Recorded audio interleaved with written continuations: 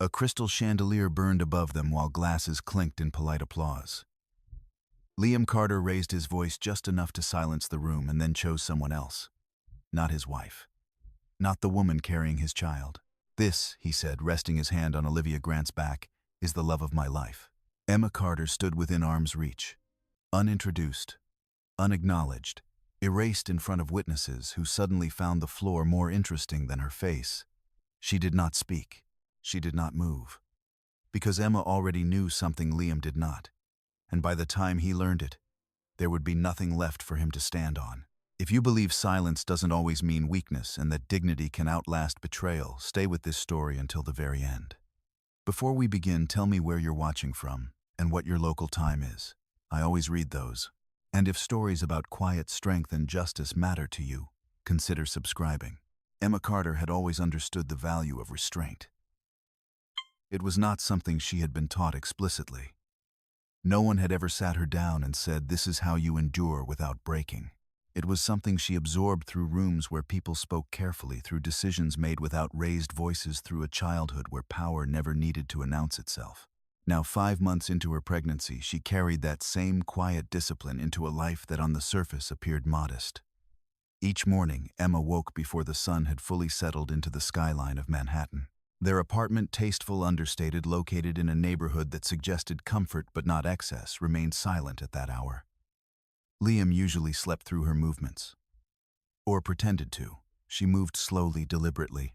One hand would often rest against her abdomen, not out of fragility but awareness.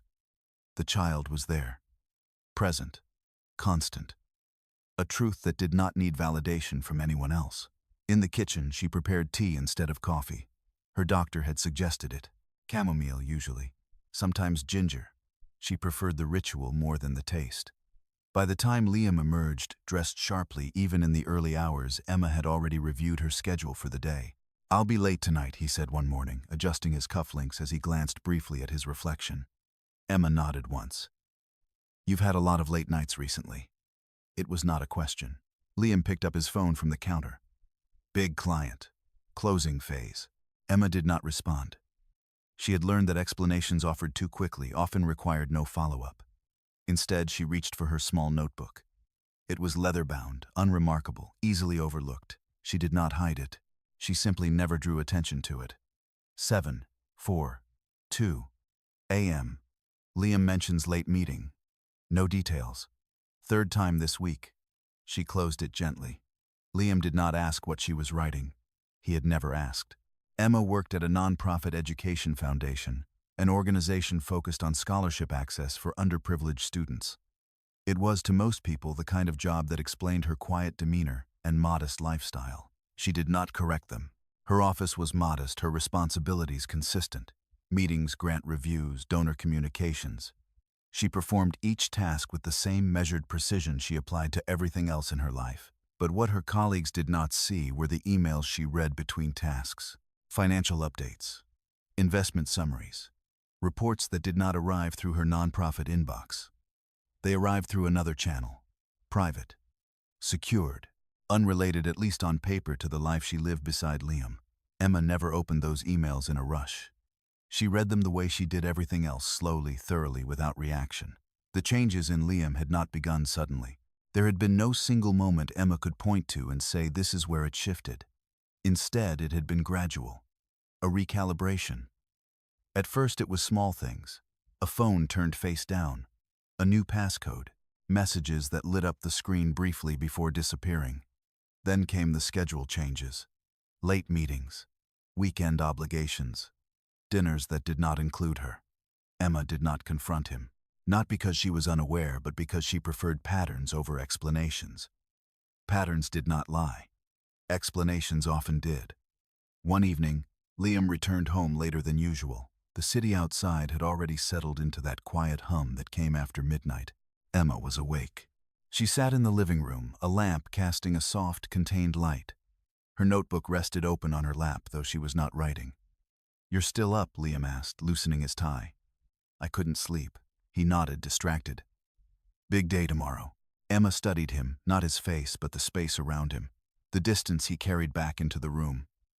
There was a faint scent that did not belong to their home. Not hers. Not anything they had used before. She did not comment on it. Instead, she waited. Liam set his phone down on the coffee table. For a moment, he stepped into the kitchen.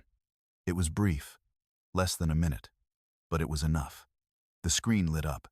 Emma did not rush. She did not lean forward abruptly. She simply shifted her gaze. A name appeared. Olivia. No last name. No context. Just a message preview. Tonight felt right. We should stop pretending. The screen dimmed again. Emma did not move for several seconds after that. Then, calmly, she reached for her notebook. 121, 8 a.m. incoming message. Olivia, tone personal. Suggests ongoing relationship. She closed the notebook. When Liam returned, she was already standing. I'm going to bed, she said. Yeah, he replied, barely looking up. Me too in a bit.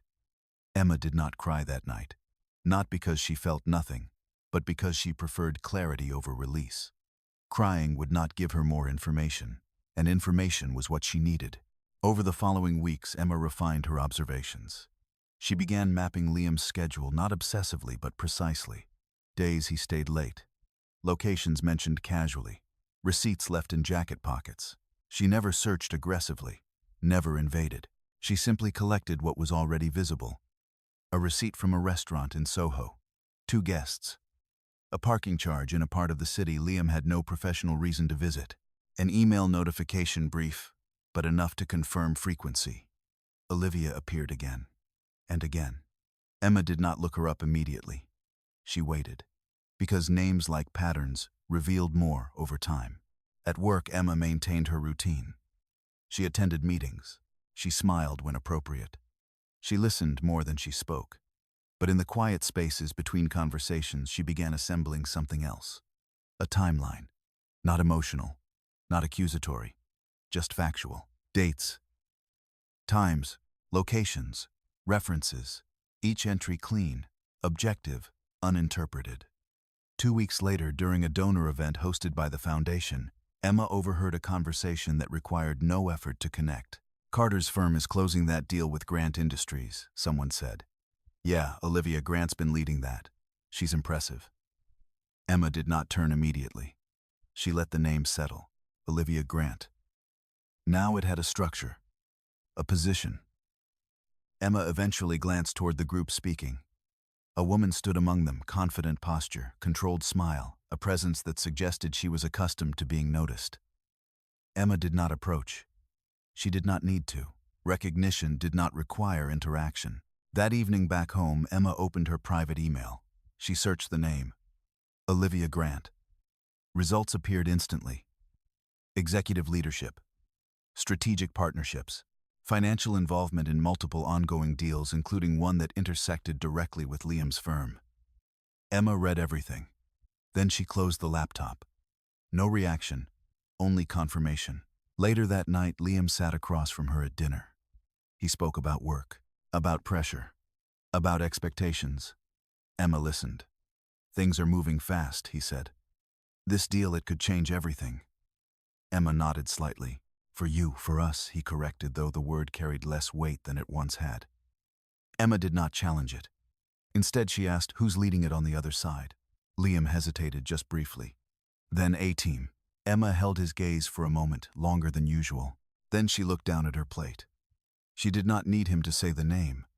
She already had it. That night, Emma added one more entry. Confirmed Olivia Grant. Executive. Direct professional overlap. Personal communication established. She paused before closing the notebook. Then beneath the entry, she wrote something else. No confrontation. Continue observation. There was no anger in her handwriting, no urgency, only direction. Emma was not deciding what to feel. She was deciding what to do. And that difference, though invisible to everyone around her, was where the story had already begun to change.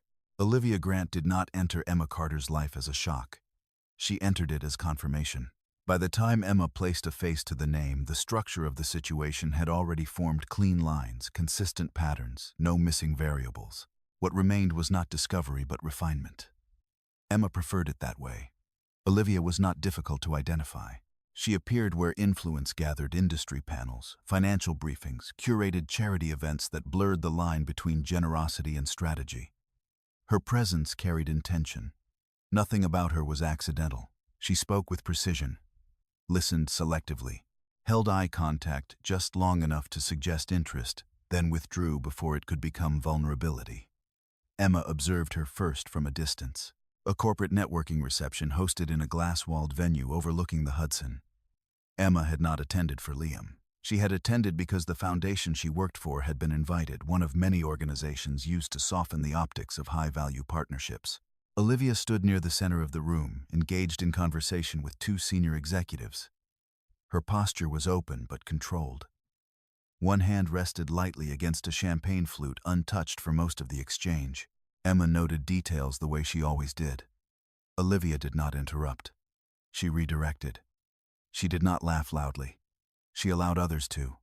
She did not seek attention. She absorbed it. There was nothing careless about her. Liam arrived 23 minutes after Emma. He did not expect to see her there. The pause was brief, barely noticeable to anyone else, but Emma saw it. The recalibration behind his eyes. "You didn't mention this event," he said, stepping closer. "It was related to the foundation," Emma replied. "We were invited last minute." Liam nodded already, shifting his attention toward the room. "Busy night," he added. Emma followed his gaze without moving her head. Olivia had not yet looked in their direction. "Is she part of the deal?" Emma asked. The question landed softly. Liam's response came a fraction too quickly. "Who?" Emma allowed a small pause. Then, without turning, she said, "Olivia Grant." Liam's silence lasted just long enough to register. "Then yes, she's leading their side." Emma nodded once. No accusation, no reaction, just acknowledgement. They did not approach Olivia together. In fact, they did not approach her at all. The interaction, when it came, happened indirectly. Olivia moved through the room with practiced efficiency. Conversations opened and closed around her. Names exchanged. Intentions implied. Agreements seeded. Eventually, her attention passed briefly over Emma. It was not curiosity. It was assessment. A glance calibrated to measure relevance. Emma met it. Not challengingly. Not defensively. Simply present. Olivia held the look for half a second longer than necessary. Then she moved on. That was enough. Emma did not need introductions. She did not need proximity. She understood hierarchy without being told. In Olivia's world, Emma did not register as a factor, and that more than anything else clarified the situation. In the days that followed, Emma adjusted her observations. Not more frequent, more precise. She began correlating Liam's schedule with Olivia's public appearances. Press mentions, event listings, corporate announcements. She did not need access to private messages when public information already aligned. Tuesday evening, Olivia listed as keynote speaker.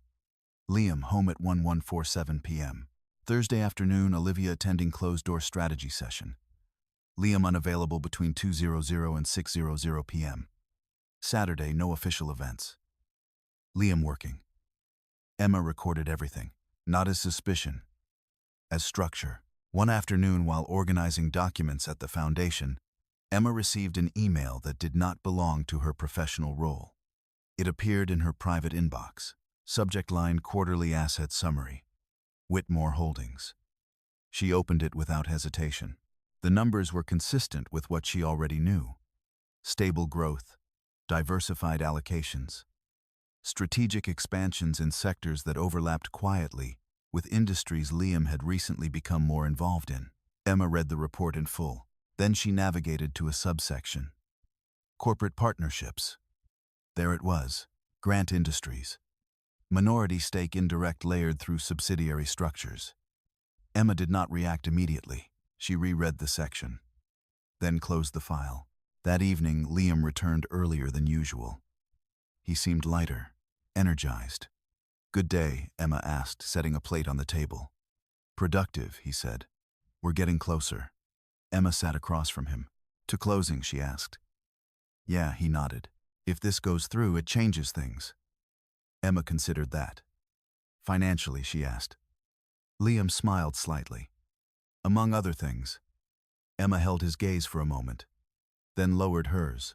"You seem confident in your partners," she said. "I am," Liam replied. "They know what they're doing." Emma did not ask who they were. She already knew. Later that night, Liam stepped out onto the balcony to take a call. He did not go far, but he lowered his voice. Emma remained inside, seated at the dining table. She did not strain to hear. She did not need to. The tone was enough. Measured. Personal. Different from the way he spoke to colleagues. When he returned, he did not mention the call.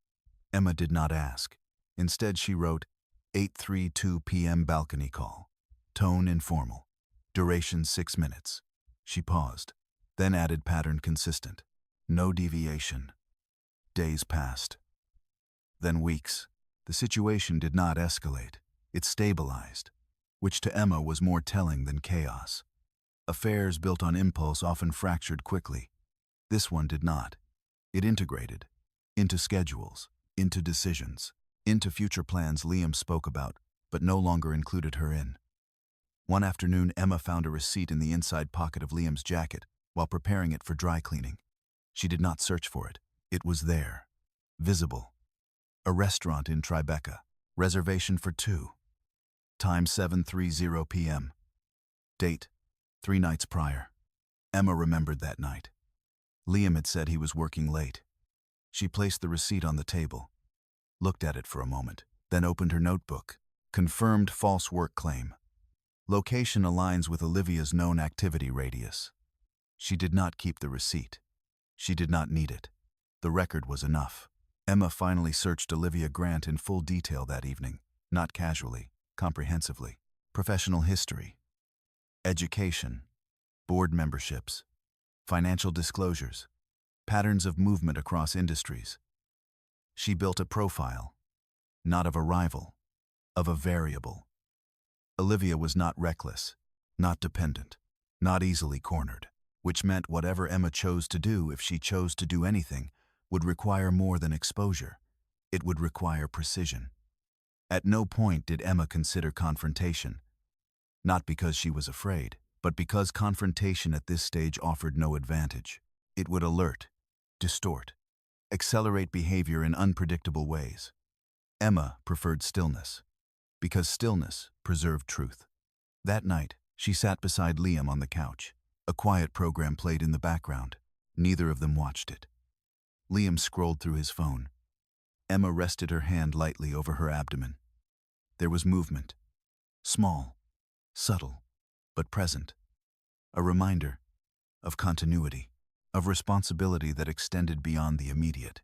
Liam did not notice, or chose not to. Emma did not draw his attention to it. Instead, she leaned back slightly, closed her eyes, and for a brief moment allowed herself to feel something, not anger, not grief, but recognition. Not of what she was losing, but of what had already changed. Later, when Liam had gone to bed, Emma remained in the living room, her notebook open, the page nearly full. She read through each entry, not as a victim reviewing harm, but as someone preparing a record. Then at the bottom of the page she wrote, "No interruption. Continue collection. Await leverage point." She closed the notebook, turned off the lamp, and left the room exactly as she had found it. Unchanged. On the surface. By the time Liam believed he was building something new, Emma was already documenting the foundation beneath it. And foundations, when examined closely enough, rarely held the weight people assumed they could. By the time Liam stopped trying to hide Olivia, he convinced himself it was because there was nothing left to hide. The shift did not happen in a single moment.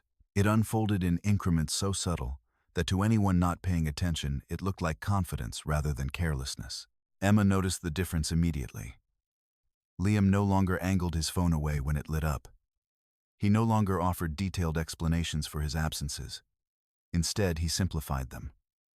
Client dinner, late strategy session, travel next week, fewer words, less effort. Not because he had become more honest, but because he believed honesty was no longer required. The invitations began to change. Previously, Emma had been included in certain professional events, dinners, networking evenings, formal gatherings where appearances mattered. She had attended quietly spoken when addressed left impressions without drawing attention.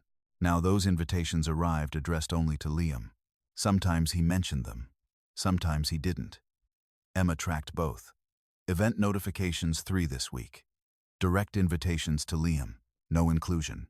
She did not ask why. Exclusion, when consistent, did not require explanation. One Thursday afternoon, Emma received an email forwarded internally within the foundation. A sponsorship request. The organization behind it, Grant Industries. Emma read the proposal carefully. Strategic partnership.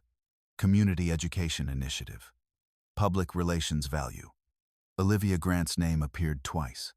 Emma did not react outwardly. Instead, she flagged the document. Then quietly, she requested to attend the upcoming event tied to the proposal, not as Liam's wife, as a representative of the foundation. The approval came within the hour. The event took place in a private venue downtown. Minimalist design, polished surfaces, curated lighting meant to suggest sophistication without excess. Emma arrived on time. She wore a simple black dress, no statement jewelry, no visible effort to compete with the environment. She did not need to. Presence, when controlled, did not rely on decoration. Liam was already there. He stood near the center of the room, engaged in conversation with a small group of executives. His posture was relaxed but intentional, the version of himself he presented when outcomes mattered. Olivia stood beside him, closer than professional distance required. Emma observed before approaching. There was no hesitation in Liam's body language. No adjustment, no awareness that proximity might require explanation. He had already rewritten the narrative in his mind. Emma waited until the conversation shifted. Then she stepped forward. Liam. Her voice was calm, measured, not loud enough to draw attention, just enough. Liam turned. For a brief second, something unfamiliar crossed his face. Not guilt, not surprise. Recognition of misalignment. "You're here," he said. "Yes," Emma replied. "The foundation was invited." A pause. Then Liam nodded. "Right. That makes sense." He did not introduce her. He did not need to, because Olivia was already looking at Emma. This time the assessment was longer, more deliberate. Olivia's gaze moved not rudely, not openly, but with the subtle precision of someone accustomed to evaluating people quickly. Emma met it again, unchanged. Neither defensive nor accommodating. Simply present. "Olivia Grant," Olivia said, extending her hand. "Emma Carter." Their hands met. Firm, brief, controlled.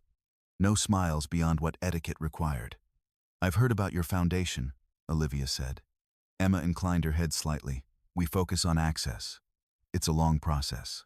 Olivia's lips curved faintly. "Most worthwhile things are." The exchange ended there. It did not need to continue. Liam shifted slightly, as if to redirect the conversation. "We're just discussing the partnership," he said. "It's a strong opportunity." Emma nodded. "I've reviewed the proposal." That caught his attention. "You have?" Liam asked. "Yes."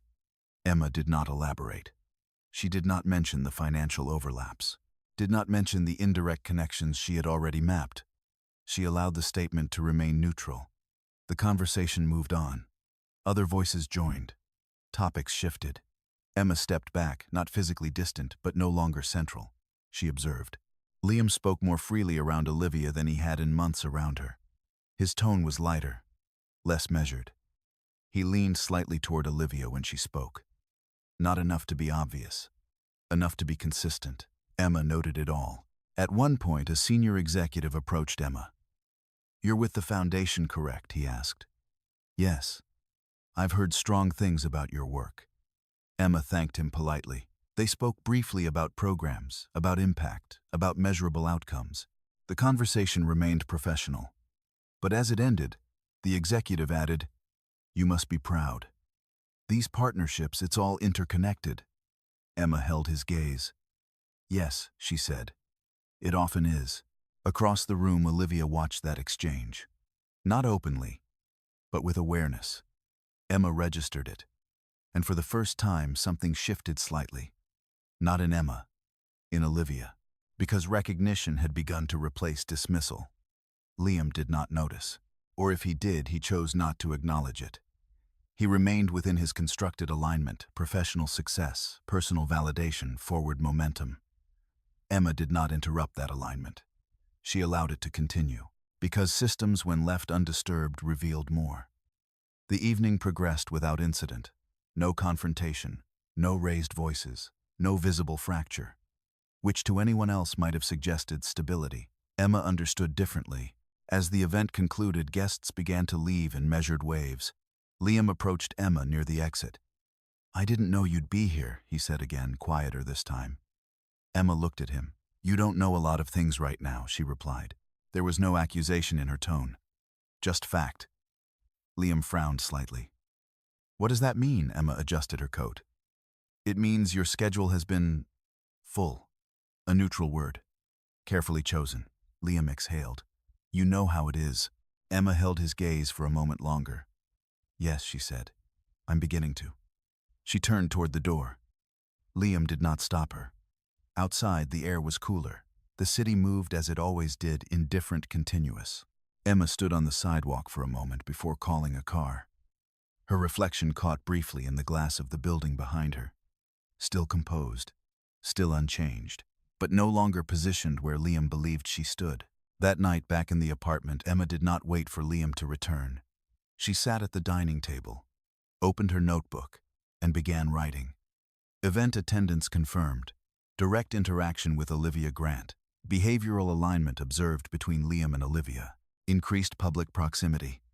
She paused, then added, shift, Olivia now aware. No longer dismissive. Emma closed the notebook, then reached for her laptop. She opened her private email, scrolled to the earlier report. Whitmore Holdings, Grant Industries. Connections that existed quietly, structurally, invisibly to those not looking. Emma reviewed the data again, this time not as confirmation, but as positioning. In the bedroom, the space beside her remained empty. Liam had not returned yet. Emma did not check the time. She did not call. She did not send a message. Instead, she placed one hand over her abdomen again. The movement was there, steady, unaware of the world outside. Emma closed her eyes briefly, not in exhaustion, in alignment. When she returned to the table, she opened a new page in her notebook. At the top, she wrote preparation. No details beneath it. Not yet, because preparation required more than observation. It required timing. Across the city, Liam stood beside Olivia, unaware that the distance he believed he had created was not distance at all. It was exposure. And Emma, who had said nothing, had already begun to understand exactly where the structure would break. Emma Carter did not begin preparing because she was angry. She began because the situation had reached a point where observation alone no longer added value. Patterns had stabilized. Behavior had repeated without deviation. The structure was clear. What remained was response. Not emotional, not immediate, structured. The decision was made on a quiet Tuesday morning. There was nothing dramatic about it. No confrontation the night before. No new discovery that forced her hand. Emma simply woke up, reviewed her notes, and recognized that she had enough. Not everything, but enough to begin. She chose her moment carefully. Not at home. Not anywhere Liam could intersect her path. Instead, she scheduled the meeting during her lunch hour in an office building that did not appear on any part of her visible routine. Daniel Brooks did not advertise aggressively. He did not need to. His name circulated through a different network, one that valued discretion over visibility. Family law, financial disputes, asset protection.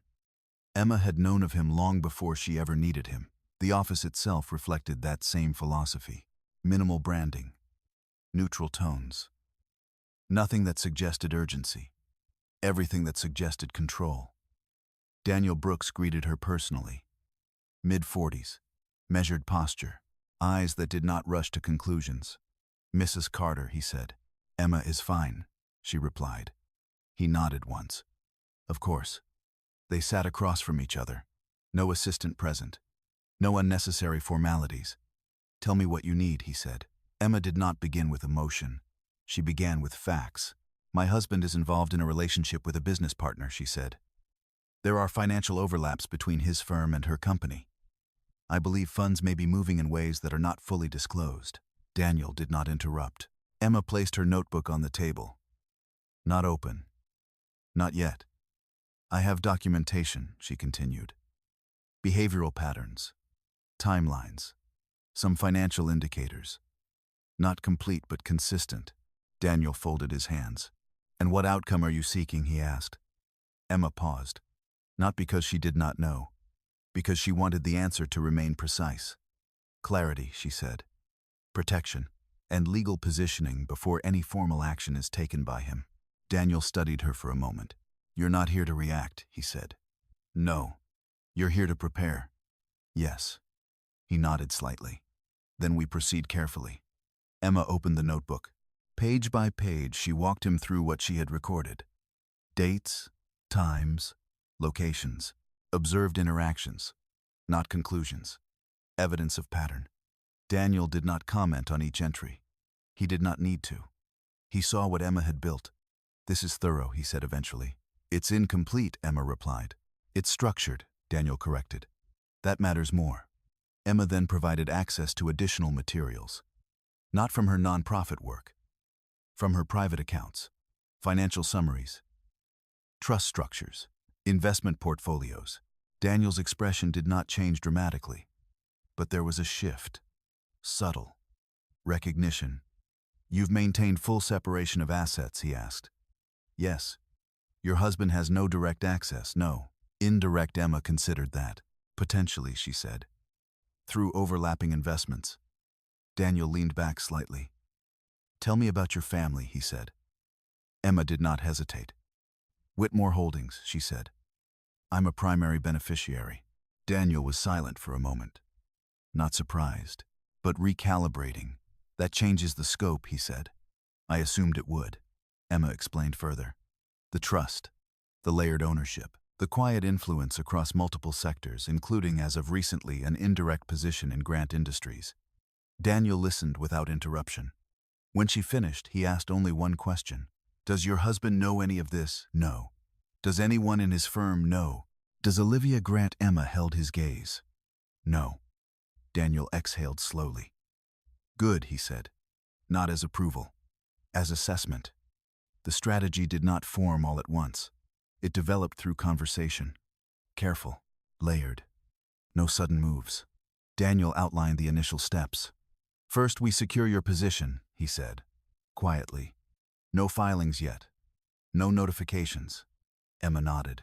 Second, we begin monitoring financial activity more closely. Not through him, through the structures you already control. Yes. Third, we prepare for escalation. Not initiate it. Prepare. Emma understood the distinction. Preparation preserved advantage. Premature action destroyed it. Do you want to confront him? Daniel asked at one point. No. Do you want him to know you're aware? No. Do you want her to know? Emma paused. Then, not yet. Daniel nodded again. Then we keep everything contained. Before the meeting ended, Daniel added one more point. When this moves, he said, it will move quickly. Are you prepared for that? Emma did not answer immediately. She placed her hand lightly against her abdomen. The gesture was small, but deliberate.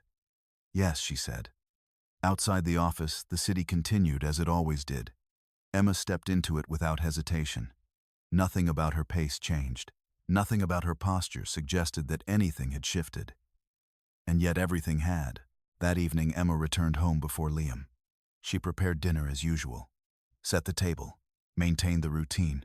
Not as denial, as control. Liam arrived just after 8. You're home early, he said. So are you, Emma replied. He smiled faintly. Rare occasion. They sat across from each other. The conversation remained surface level. Work, schedules, logistics. Emma did not introduce anything new. She did not need to, because now she was no longer observing without direction. After dinner, Liam moved to the living room, his phone in hand. Emma cleared the table, slowly, methodically. Then she returned to her notebook, a new section, separate from the previous entries. At the top, she wrote legal preparation initiated. Beneath it, Daniel Brooks retained. Strategy phase, no disclosure. She paused, then added, maintain normal behavior. Do not alert. In the following days, Emma adjusted not her outward routine but her internal focus. She still attended work, still responded to emails, still moved through her life as expected, but in the background systems were now in motion.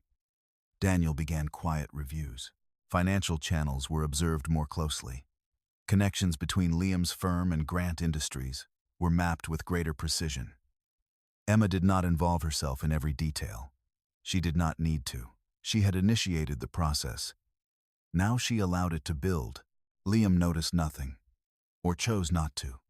His attention remained directed elsewhere, toward Olivia, toward the deal, toward a future he believed he was constructing.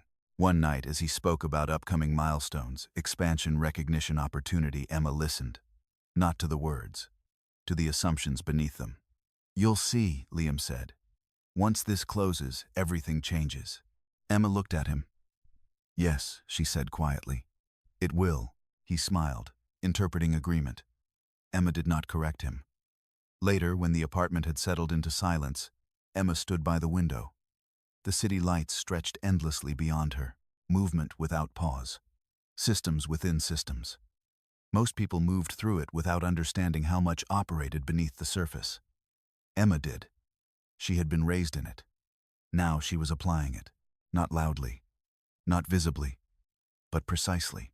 She returned to the table one last time that night, opened her notebook, and wrote Phase 1 complete. Await development. Maintain silence. She closed it, turned off the light, and left the room exactly as before. Liam believed he was moving forward. Emma understood he had already stepped into something he could not yet see, and the structure around him was no longer his to control. The shift, when it came, did not arrive with noise. It arrived through numbers. Emma Carter had always trusted numbers more than words. Numbers did not hesitate, did not conceal intent behind tone or timing. They moved with purpose, left trails, and most importantly could be reconstructed long after someone believed they had disappeared. It began with something small enough to be dismissed by anyone not looking closely. A transfer. Not large, not unusual in isolation. But placed against the timeline Emma had been building, it did not sit cleanly. The amount itself was not what held her attention. It was the direction. The receiving entity was unfamiliar at first glance. An investment vehicle with a name that suggested nothing registered through a layered structure that would have required effort to untangle. For most people, that would have been enough to stop. For Emma, it was where she began. That evening, after Liam had fallen asleep, or at least retreated into the quiet distance he now occupied each night, Emma sat at the dining table with her laptop open and her notebook beside it.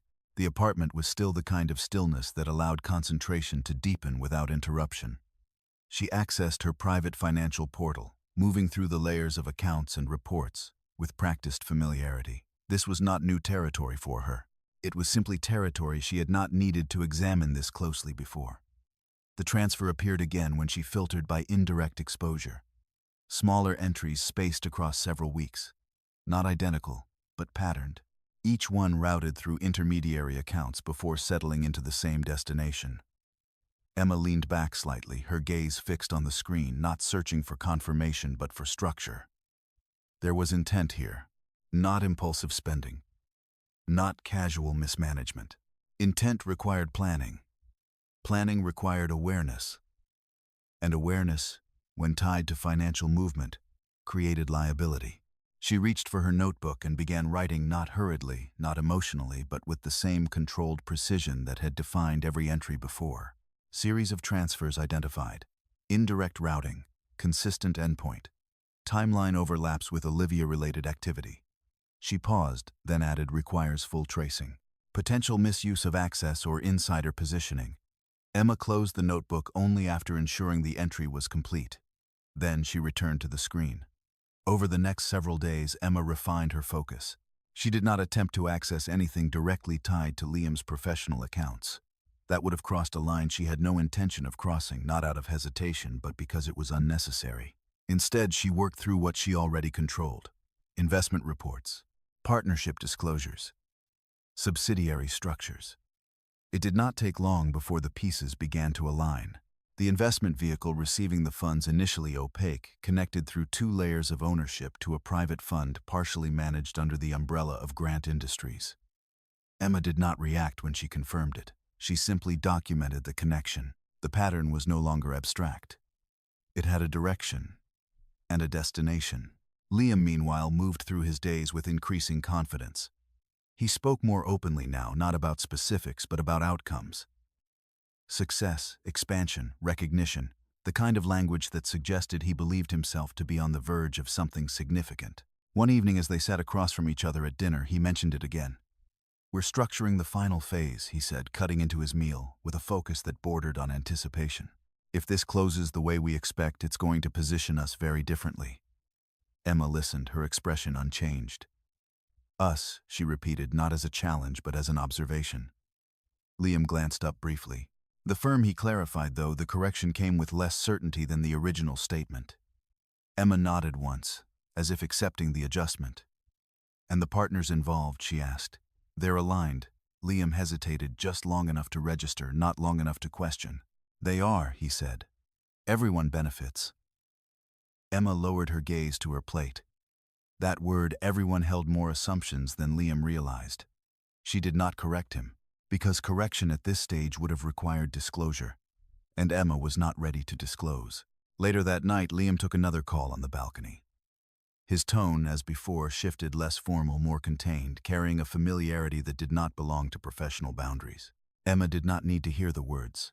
She had already seen the movement, the transfers, the alignment, the quiet merging of personal and financial interests. When Liam returned inside, he said nothing about the call. Emma said nothing about the silence. Instead, she opened her notebook and added another entry. "Ongoing communication confirmed. Timing aligns with financial activity." She paused, then wrote, "Intersection between personal relationship and financial decision-making now evident." The following morning, Emma forwarded a set of documents to Daniel Brooks. Not everything, only what was necessary.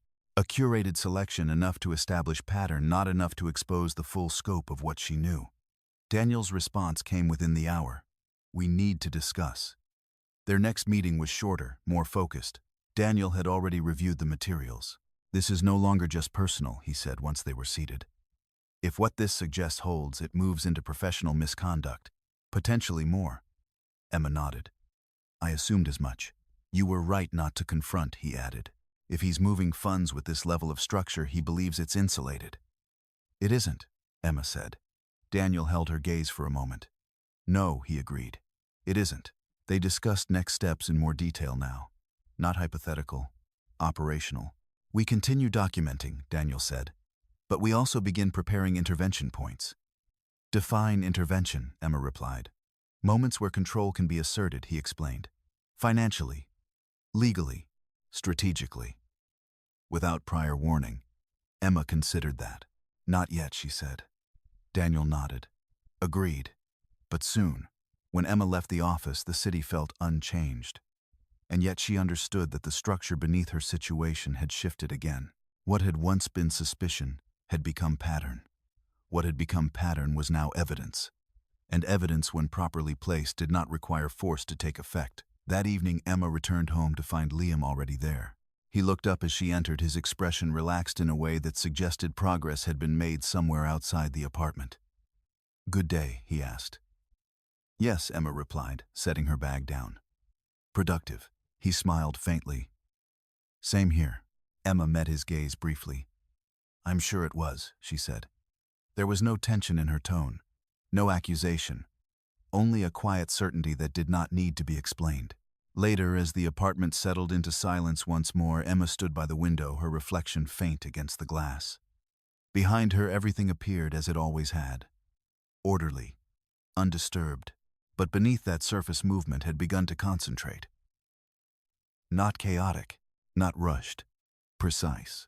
Emma placed one hand lightly against her abdomen again, feeling the steady presence there, unchanged, unaffected by the shifting structures around it. Then she returned to the table, opened her notebook, and wrote one final line for the night. "Financial irregularities confirmed. Structure exposed. Await optimal point of action." She closed the notebook gently, turned off the light, and allowed the darkness to settle without resistance. Liam believed he was building something that would secure his future. Emma understood. He was already standing inside a system that had begun to record him. And systems like that did not forget. The gala was not organized for celebration alone. It was designed for visibility, for signaling alignment power and the quiet agreements that often carried more weight than any document signed behind closed doors. The kind of evening where presence itself functioned as a statement: who stood beside whom, who was acknowledged, who was not. Emma Carter understood that language fluently. She also understood that this would be the first time Liam would not attempt to separate his worlds. The invitation did not come to her directly. It appeared first as a notice in the Foundation's internal correspondence, a formal acknowledgement of sponsorship tied to a new educational initiative funded in part by Grant Industries. The event, positioned as both a philanthropic launch and a corporate milestone, would bring together donors, executives, and legal representatives involved in the partnership. Emma responded before anyone else in her department could volunteer.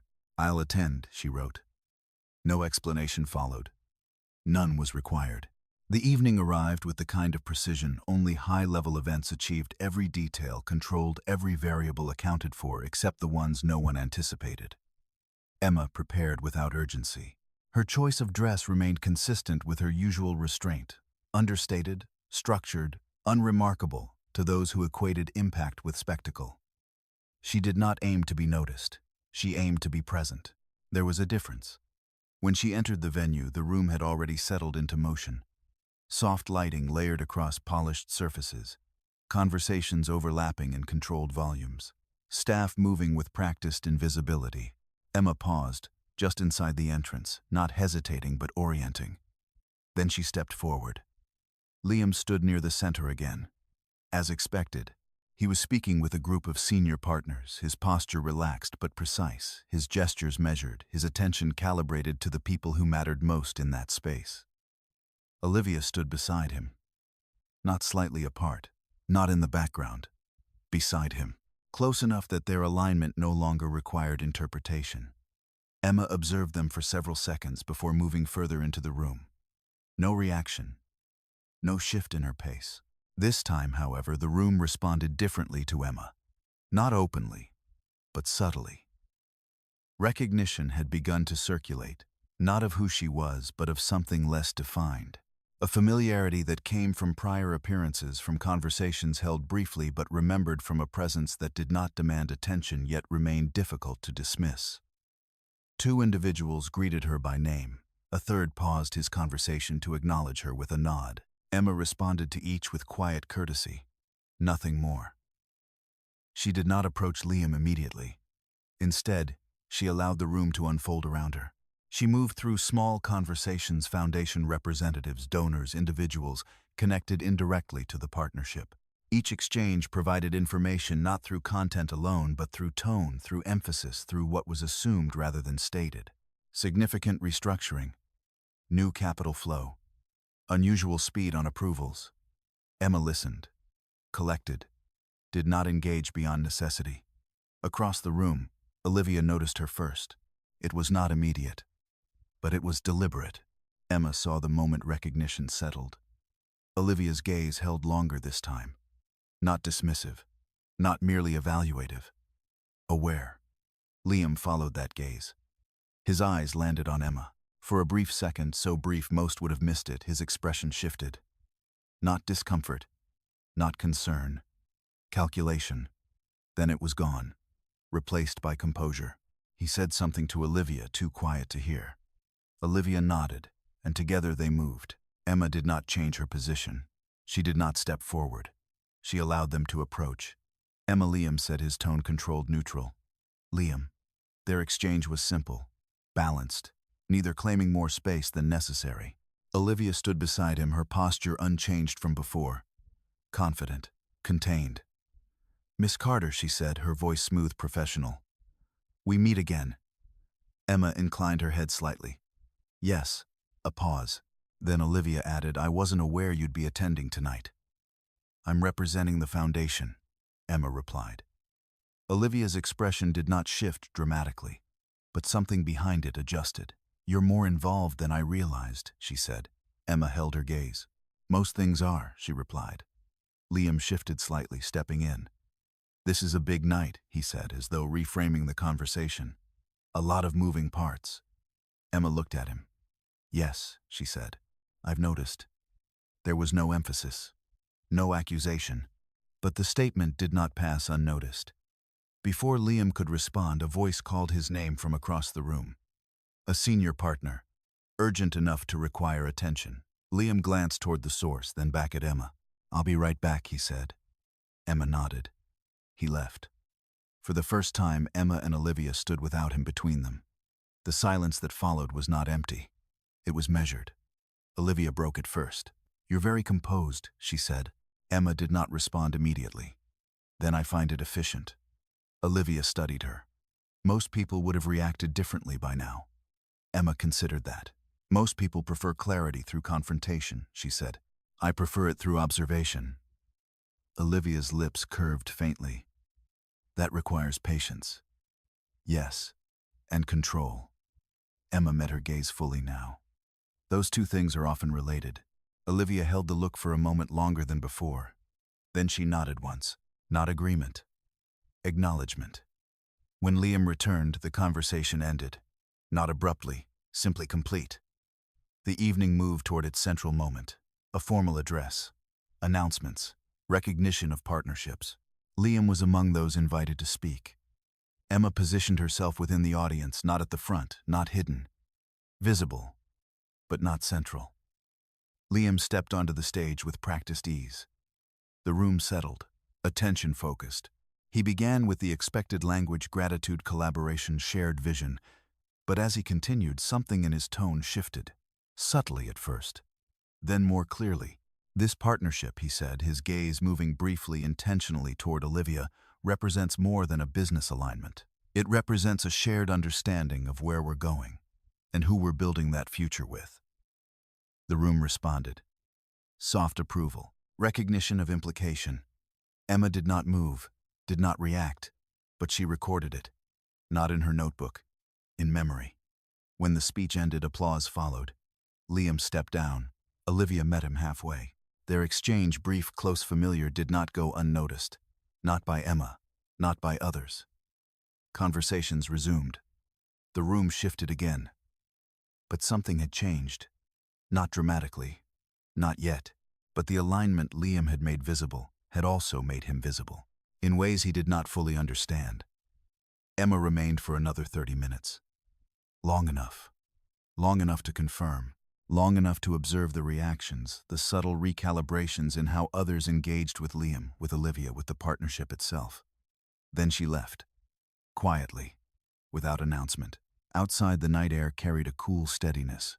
Emma stood for a moment before stepping toward the waiting car. Her reflection appeared briefly in the glass doors behind her. Unchanged, composed, but now positioned differently. She did not go home immediately. Instead, she asked the driver to take her to a location she had visited only once before. Daniel Brooks' office. The building was mostly dark at that hour. But Daniel was still there.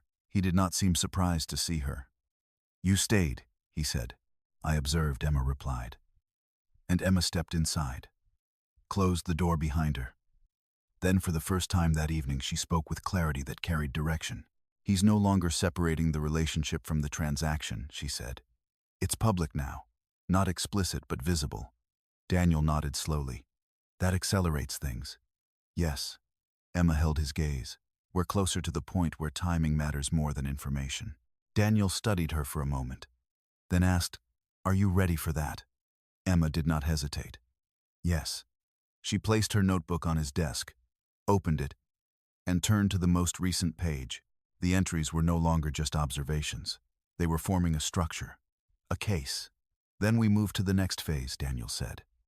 Emma nodded. As she left the office later that night, the city felt the same. But Emma understood something had crossed from private into public. And once that line was crossed, what followed could no longer be contained. Public declarations rarely arrive as accidents. They are rehearsed, if not in words, then in intent. They emerge when someone believes the ground beneath them is stable enough to carry the weight of what they are about to reveal. Liam Carter believed exactly that. He believed the room would hold. He believed the narrative he had been shaping carefully, incrementally, was ready to be seen. What he did not account for was that visibility once chosen no longer belonged to him alone. The second half of the evening unfolded with a different texture. After the formal speech, conversations resumed with renewed energy, but beneath the surface there was a shift, a subtle recalibration among those present.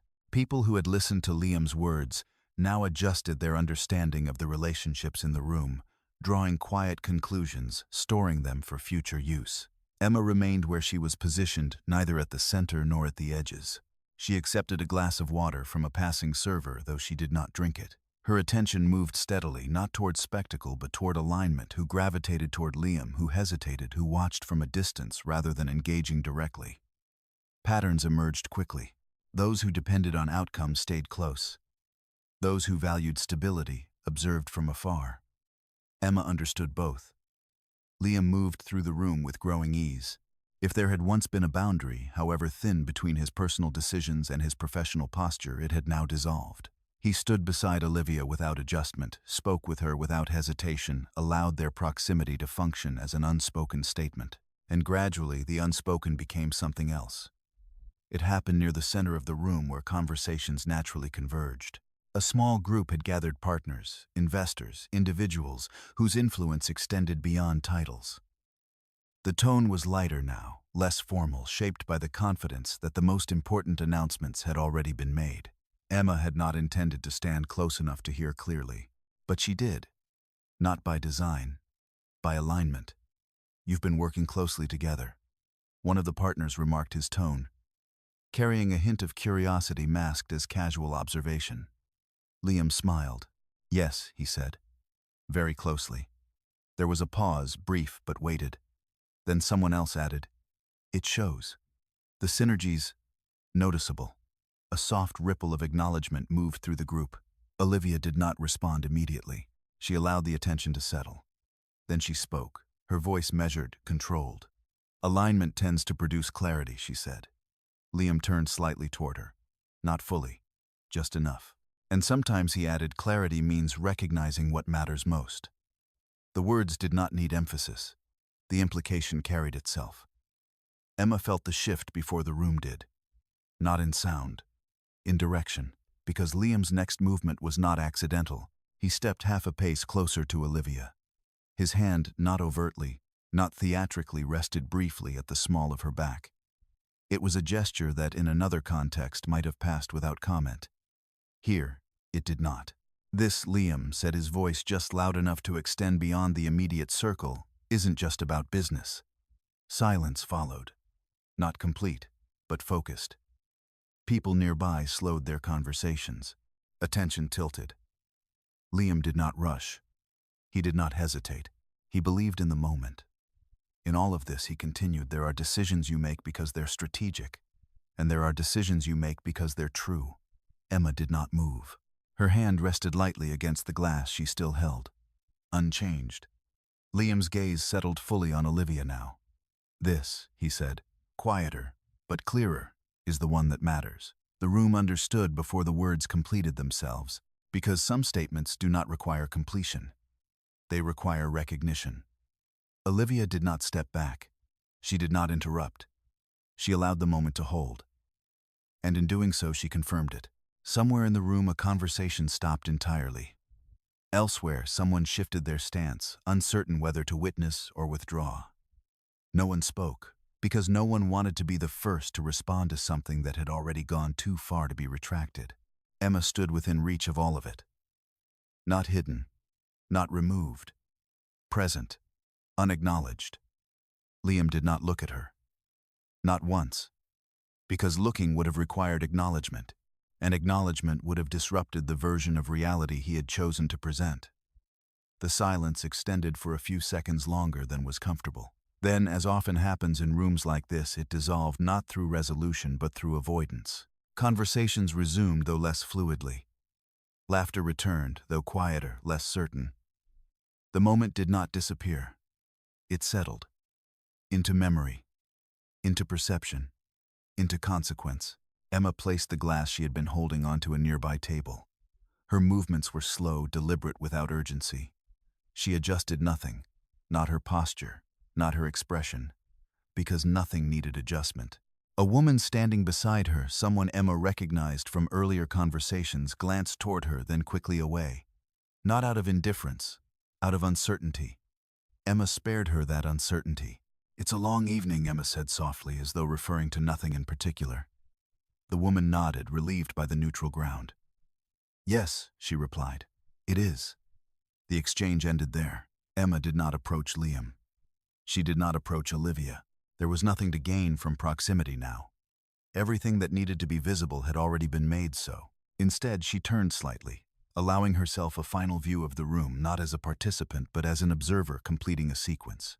Liam remained where he was surrounded again, his earlier words now reframed as confidence, boldness, perhaps even inevitability by those inclined to interpret them that way. Olivia stood beside him, unchanged, her composure intact, her position reinforced rather than challenged.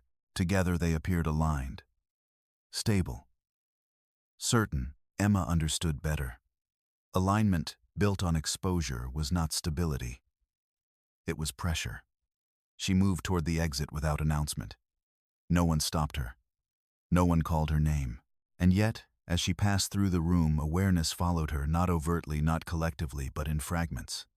Glances, pauses, small recognitions that something had occurred, and that she had been part of it even without speaking. Outside, the night had deepened. The city's rhythm continued, indifferent to the events contained within the walls behind her. Emma stepped onto the sidewalk, inhaled once slowly, and let the air settle. There was no release in it, no visible shift, because what had happened inside had not required reaction. It had required confirmation. She reached into her bag, retrieved her phone, and for a moment simply held it. Then, she unlocked it, opened her email, and began to type. The message was addressed to Daniel Brooks. No subject line at first. Then she added one. "Update public declaration," she wrote without hesitation. Clear, structured, no emotion. He has made the relationship visible in a professional setting. No denial possible. Multiple witnesses. Behavioral alignment consistent with prior observations. She paused, then added, "Recommend advancing timeline." She read the message once, adjusted nothing, then pressed send. The car arrived within minutes. Emma entered, gave her address, and leaned back against the seat. The city lights moved past the window in steady lines, reflections shifting across the glass. Inside the car there was silence, the kind that did not ask to be filled. Emma placed one hand again over her abdomen. The movement there remained steady, unaware, unaffected. And for the first time that evening, something within Emma shifted, not outwardly, not in a way anyone could see, but internally. Not toward anger, not toward grief, toward resolution. Because what Liam had done inside that room had not broken anything that still needed to be preserved. It had simply revealed the point at which preservation was no longer necessary. When she returned home, the apartment was empty. Liam had not come back yet. Emma did not check the time. She did not call. Instead, she walked to the dining table, opened her notebook, and wrote one final entry for the night. Public confirmation obtained. Witnesses present. No further observation required for relationship validation. She paused. Then beneath it, proceed. She closed the notebook gently, turned off the light, and allowed the room to settle into darkness. Across the city, Liam remained inside the version of his life he believed he had just secured. Emma understood he had not secured anything. He had exposed it, and exposure, once complete, did not reverse. Emma did not sleep that night. Not because she was restless, and not because the events of the evening had unsettled her in any visible way. It was something quieter than that, a recalibration that required stillness, not escape. She lay in the dimness of the bedroom, eyes open, aware of the rhythm of the city filtering faintly through the windows, and allowed her thoughts to settle into order. There was nothing left to question. What had once been inference had become confirmation. What had once required patience now required timing. And timing, Emma understood, was no longer hers alone to decide. By morning, the shift had already begun. Daniel Brooks responded before sunrise. Received. Moving forward. Call at 930. Emma read the message once, then set her phone aside. She did not reply immediately. There was no need to fill space where clarity already existed. In the kitchen, she prepared tea, as usual. The routine remained intact, not because nothing had changed, but because routine allowed everything else to move without drawing attention. Liam had not returned home. Emma noted that quietly. Not in her notebook, in her mind. At 9:30, Emma took the call from her study, the door closed, her voice low but steady. "We begin with containment," Daniel said without preamble. "Not exposure. Not yet." Emma leaned slightly against the desk, one hand resting near the edge. "Define containment," she replied. "We isolate the financial movement you identified," he said. "We restrict the channels where we have legal authority to do so. Quietly. No alerts beyond what's required by compliance." Emma understood immediately. "You can do that without triggering a response." "Not completely," Daniel admitted. "But the initial flags will appear procedural. Routine oversight. It buys us time." Emma considered the implications. Time in this context did not mean delay. It meant pressure. "Do it," she said. The first effects were not dramatic. They rarely were. They appeared as delays. Processing times extended. Approvals paused. A transfer that should have cleared in hours remained pending for 2 days. From the outside, it looked like inefficiency. From within the system, it was interruption. Liam noticed on the second day. Emma did not need him to say it. She saw it in the way he moved through the apartment that evening. His attention divided, his responses shortened, his phone checked more frequently than usual. At dinner, he was quieter. Distracted, not absent but not fully present either. "Everything all right?" Emma asked, her tone neutral. Liam glanced up briefly. "Yeah," he said. "Just something at work. Minor delay." Emma nodded. "Delays happen," she said. The words carried no weight on the surface, but they settled differently than they once might have. Liam returned to his phone almost immediately. Emma watched him not directly but through the reflection in the window behind him. His posture shifted slightly forward, his attention narrowing, his thumb moving across the screen with controlled urgency. A message, then another. Emma did not need to see them. She knew where they were going. Later that night, he stepped onto the balcony again. The pattern remained consistent. Voice lowered, tone altered. Time extended. Emma remained inside, seated at the table with her notebook open, though she was not writing. She listened, not for content, but for rhythm. There was a difference now, subtle, but present. Where there had once been ease, there was now calculation. Where there had once been certainty, there was now adjustment. When Liam returned, he did not speak. He moved through the room with a quiet tension that had not existed before. Emma allowed it to remain unaddressed, because tension, when left untouched, revealed more than confrontation ever could. The following morning, Daniel sent a second update. Initial restrictions in place. Secondary channels under review. No direct response from involved parties yet. Emma read it carefully, then responded. Continue. Maintain discretion. By the end of the week, the pattern expanded. 2 additional transactions stalled. A scheduled movement flagged for review. Nothing severe enough to trigger alarm. Everything consistent enough to disrupt flow. Olivia noticed next. Emma did not see it directly, but she recognized it through timing. The calls increased, not in frequency, but in duration. Liam spent longer on the balcony, longer in his study, longer in the quiet spaces where conversations were meant to remain contained. One evening, as Emma passed the doorway to his study, she heard Olivia's name spoken clearly. Not hidden, not softened. "We just need to push it through," Liam said. "It's a temporary issue." Emma continued walking. She did not pause, but she recorded it. That night, she added to her notebook. Verbal confirmation, financial obstruction, acknowledged between Liam and Olivia. Language suggests expectation of resolution, not awareness of source. She paused, then wrote, "Advantage maintained." On the 8th day, the first visible crack appeared. Liam returned home earlier than expected. His movements were sharper now, less controlled, more reactive. He set his phone down on the table, then picked it up again almost immediately. Emma was in the kitchen. She did not turn. "Something's wrong," he said. It was not directed at her. Not entirely, but it entered the space between them. Emma placed a glass on the counter, aligned it carefully, then turned. "What kind of wrong?" she asked. Liam exhaled, running a hand through his hair. "Just complications. Financial structuring. It's being reviewed." Emma held his gaze. By whom? Liam hesitated. "Compliance," he said. "Routine stuff." Emma nodded slowly. Routine reviews can become complicated, she said. Liam frowned slightly.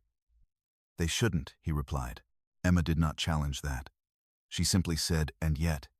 The conversation ended there. Not resolved, not escalated, suspended. That night, Liam did not go to the balcony. He remained inside, moved between rooms, checked his phone repeatedly. The pattern had shifted again, from confidence to uncertainty. Emma observed without interruption, because this phase required nothing from her. The system had already been engaged. It was now moving under its own logic. On the 10th day, Daniel called. We're seeing responses now, he said. Internal pressure.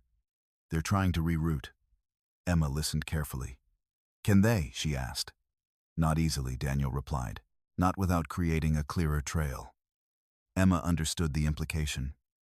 The more they tried to correct, the more visible the structure became. Next step, she asked. Daniel paused. Then we prepare documentation for formal escalation.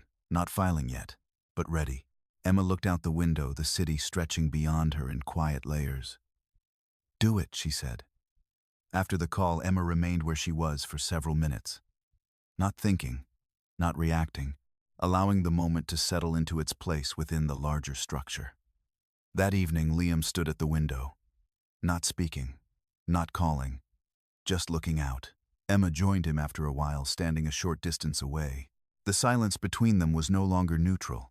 It carried weight, unspoken, unresolved.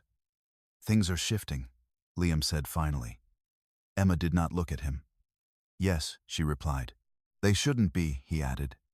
Emma turned her head slightly. But they are, she said. He did not respond. Because for the first time he did not have an explanation that could restore what he believed he had control over. Emma remained beside him for a moment longer. Then she stepped away, returned to the table, opened her notebook, and wrote Containment phase effective. Subject response initiated. Structural instability emerging. She paused, then added, Proceed to escalation readiness. She closed the notebook, turned off the light, and left the room in silence. Liam still believed the situation could be corrected. Emma understood it had already moved beyond correction. The structure he had relied on was no longer holding, and soon it would begin to reveal exactly how it had been built. Instability once introduced into a system does not remain contained. It spreads not always visibly, not always immediately, but with a consistency that cannot be reversed once it has found its path. Emma understood this long before the first formal step toward escalation was prepared. What she had initiated through Daniel was no longer a question of if it would unfold, but how precisely it would do so. And precision at this stage mattered more than speed. By the beginning of the following week, the pressure had begun to surface beyond Liam's immediate awareness. It appeared first in the language of emails, not the ones Emma had access to, but the ones she could infer through consequence. Liam's tone shifted. Where there had once been controlled confidence, there was now insistence. Shorter sentences, less explanation, more urgency embedded between words. He did not share these messages with Emma, but he did not need to. They followed him into the apartment. In the way he checked his phone before finishing a conversation. In the way his attention fractured mid-sentence. In the way silence began to feel less like distance and more like strain. Emma did not alter her routine. Each morning remained the same. Tea prepared in stillness, her schedule reviewed with quiet order, her movements measured and unhurried. To an outside observer, nothing had changed, but within that sameness, her awareness sharpened. She no longer tracked Liam's behavior as she had before through curiosity or confirmation. Now she observed for alignment with what was already in motion, and increasingly the alignment was exact. On Tuesday afternoon, Daniel sent a secured file. Preliminary legal framework review required. Emma opened it immediately. The document was not a filing. It was preparation. Structured arguments, supported by early evidence outlining potential claims, misuse of professional position, undisclosed financial redirection, breach of fiduciary responsibility. Each section was carefully constructed, not overstated, not incomplete, sufficient. Emma read it once, then again, not as a victim, as a participant. She noted where the documentation aligned with her own records, where it extended beyond them, where it would require reinforcement. Then she responded, proceed with expansion of financial tracing. Include full timeline integration. No filing authorization yet. Daniel's reply came minutes later. Understood. Preparing full dossier. That evening Liam returned later than usual, but not with the same detached composure he had carried in previous weeks. There was something else now. A restlessness that disrupted his usual control. He moved through the apartment quickly, setting his bag down without his usual precision, loosening his tie before reaching the living room. Emma was seated at the table reviewing documents from the foundation. She looked up briefly. "You're late," she said. It was not a criticism.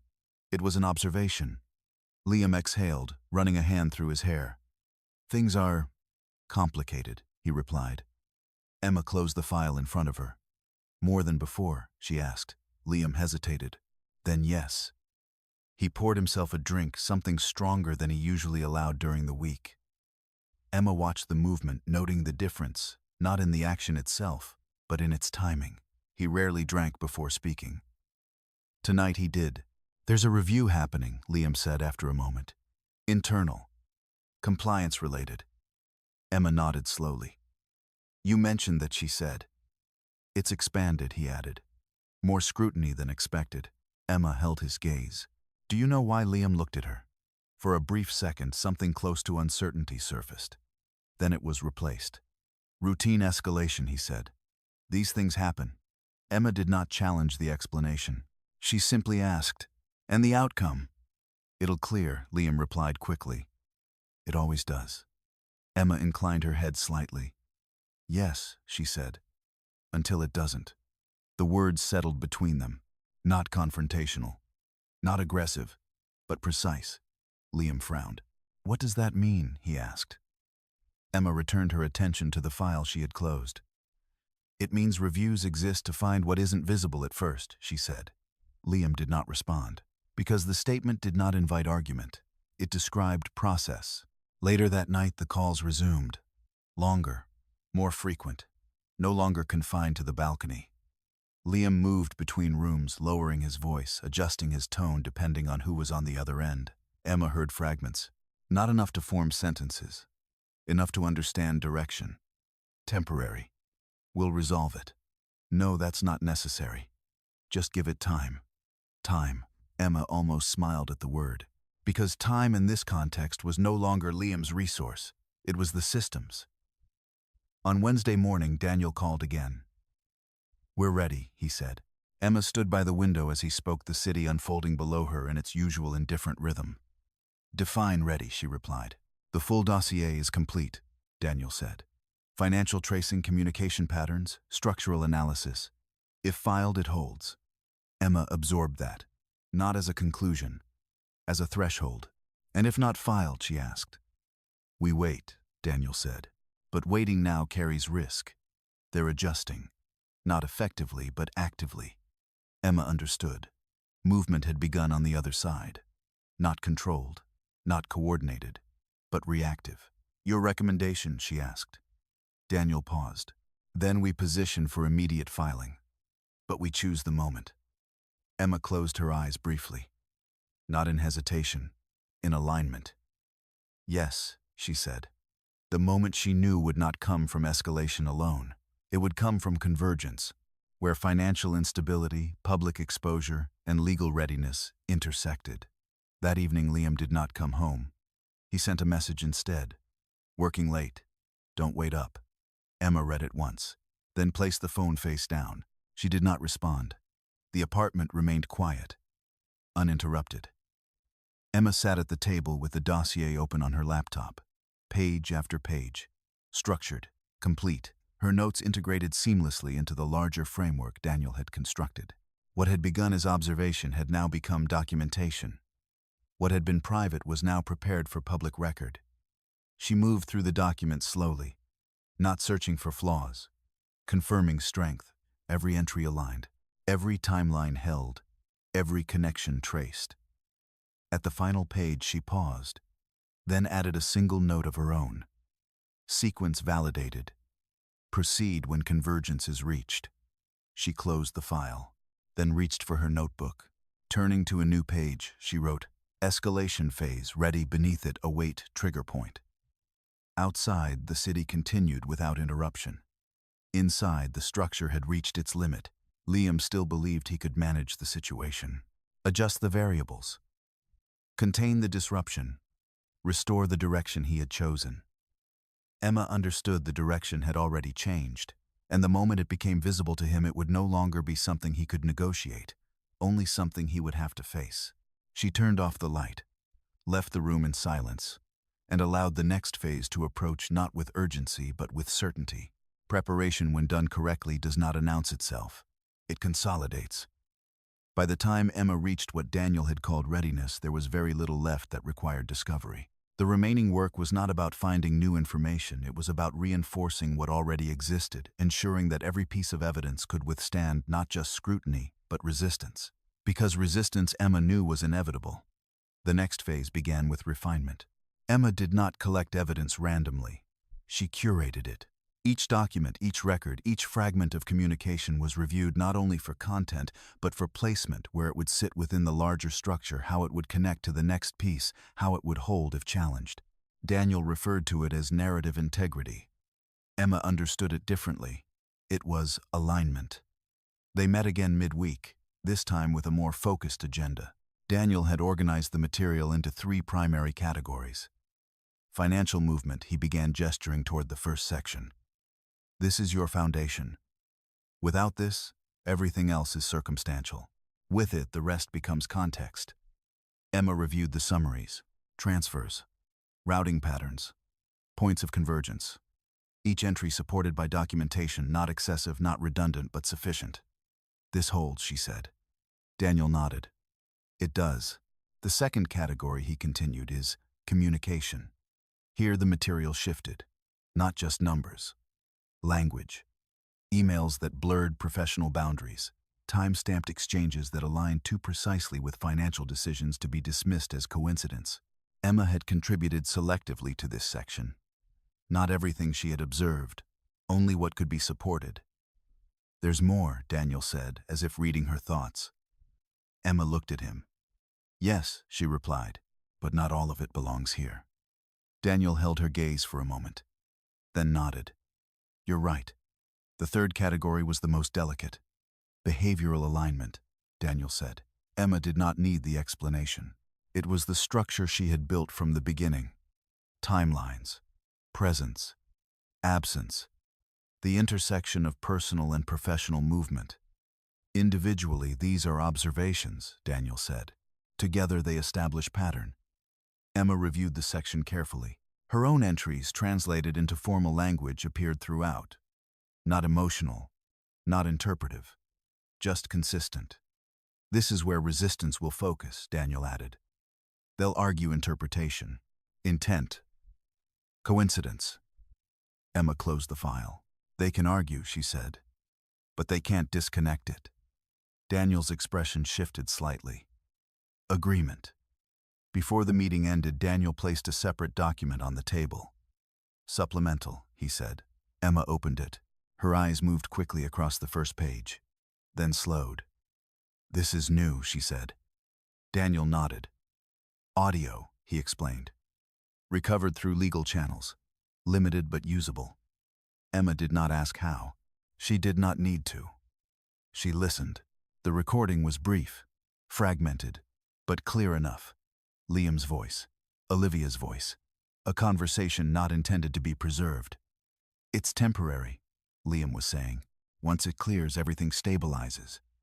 And if it doesn't, Olivia replied. A pause. Then Liam again. It will. Emma stopped the playback. Not because she needed to, because she had heard enough. Where does this fit, she asked. Daniel considered. Reinforcement, he said. Not primary, but effective. Emma nodded. Include it, she said. They did not discuss strategy beyond that. Not yet.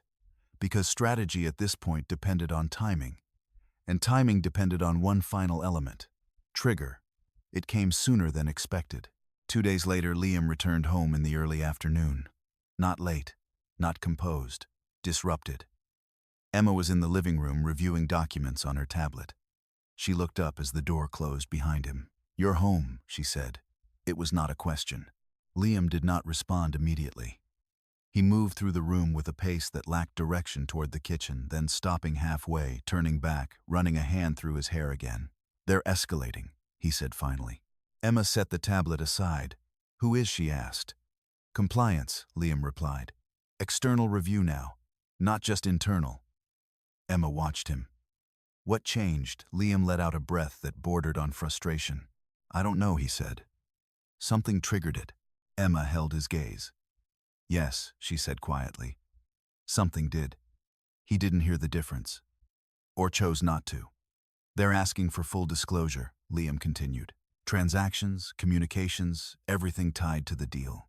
Emma remained still. "And can you provide that?" she asked. Liam hesitated. "Just briefly." "Yes," he said. "Of course." Emma did not respond. Because the hesitation had already answered the question. That night the calls were no longer controlled. They were urgent.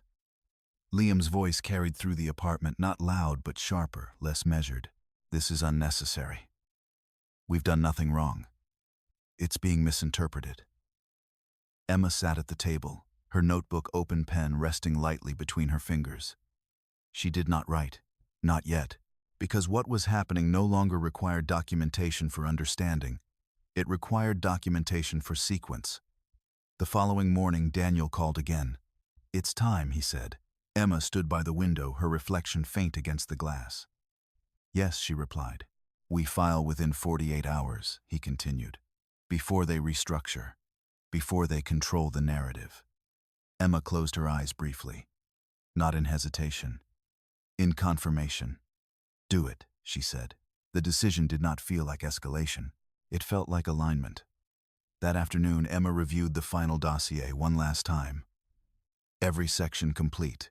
Every connection reinforced. Financial, communication, behavioral, audio. Nothing excessive. Nothing missing. At the final page, she added one last note. Trigger confirmed. External pressure aligned. Proceed with filing.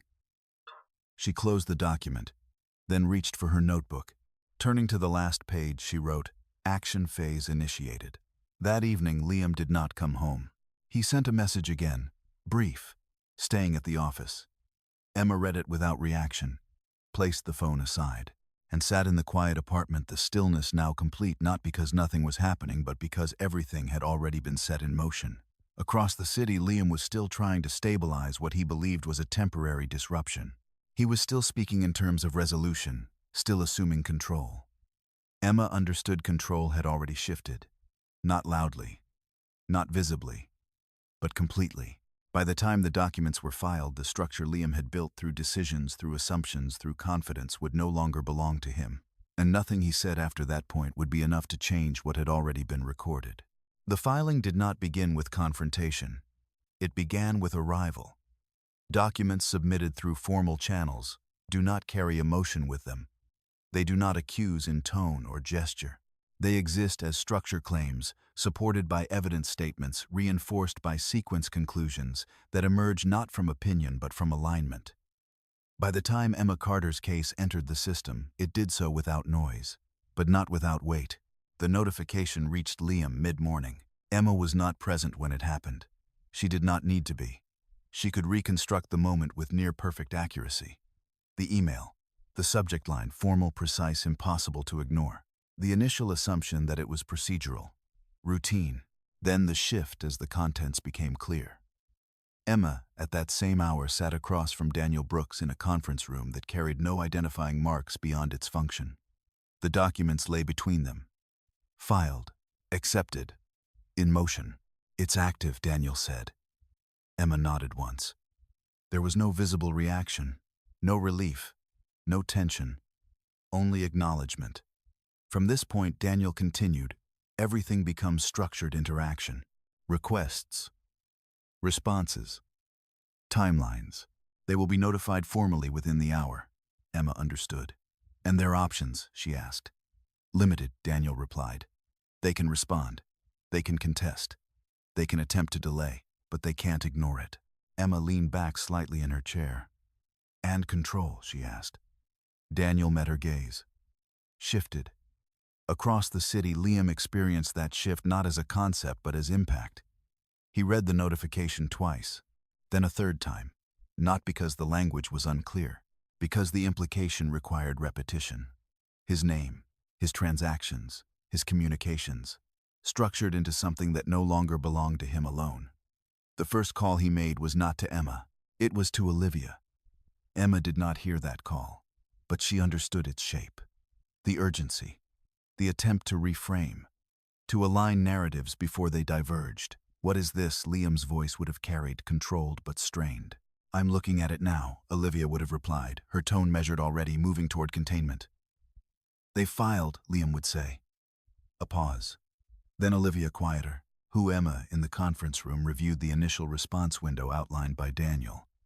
48 hours for formal acknowledgement, he said. 72 for preliminary response. After that, we move into scheduled proceedings. Emma nodded. "And if they attempt to settle early?" she asked. Daniel considered. "They might," he said, "if they recognize the position they're in." Emma's gaze remained steady, and if they don't, Daniel's answer was simple. "Then it becomes public." Emma did not respond immediately. Not because she was uncertain, because she was aligning. Public exposure was not her objective, but she would not avoid it if it became necessary. "Proceed as structured," she said. Daniel inclined his head. "Of course."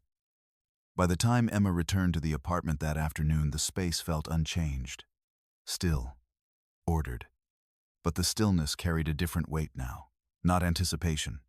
Finality. Liam arrived shortly after. Earlier than expected. His movements were sharper than she had seen before, not controlled disruption, but visible strain. He closed the door behind him harder than usual. Not enough to be called force. Enough to be noticed. Emma looked up from the table. Their eyes met. For a moment, neither spoke. "You knew," Liam said. It was not a question. Emma held his gaze. "Yes," she replied. The word settled between them. Clear, unqualified. Liam took a step forward. "What is this?" he asked, holding up his phone not as evidence, but as confirmation of what he had already read. Emma did not look at the screen. "You've been notified," she said. "That's not an answer," Liam replied, his voice tightening. Emma's expression did not change. "It's the one that matters," she said. Liam exhaled sharply. "This is legal action," he said. "Do you understand what you've done?" Emma considered that. "Yes," she said, and he pressed. Emma folded her hands lightly on the table. "I've placed what already existed into a structure that can be reviewed," she said. Liam stared at her. "That's not how this works," he said. "You don't just file something like this without talking first." Emma's gaze remained steady. "You were speaking," she said. "I was observing." The statement did not raise in volume. It did not need to.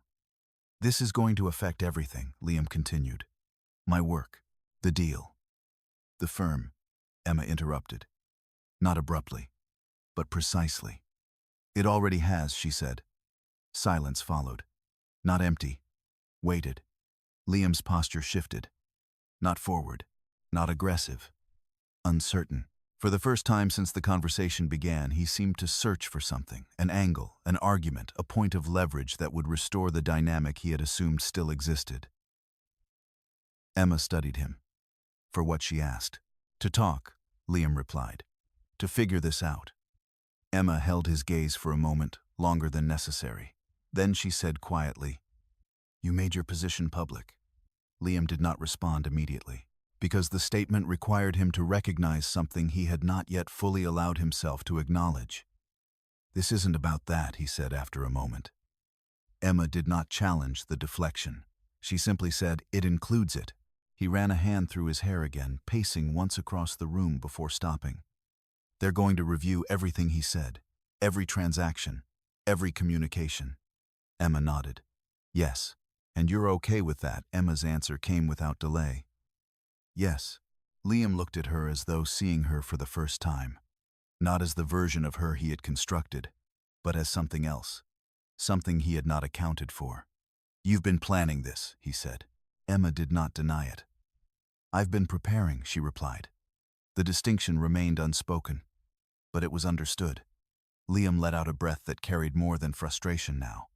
It carried recognition of miscalculation, of assumption, of a structure he had believed was stable that was no longer his to define. "This isn't over," he said. Emma inclined her head slightly. "No," she agreed. "It's not." The conversation ended not with resolution, but with separation.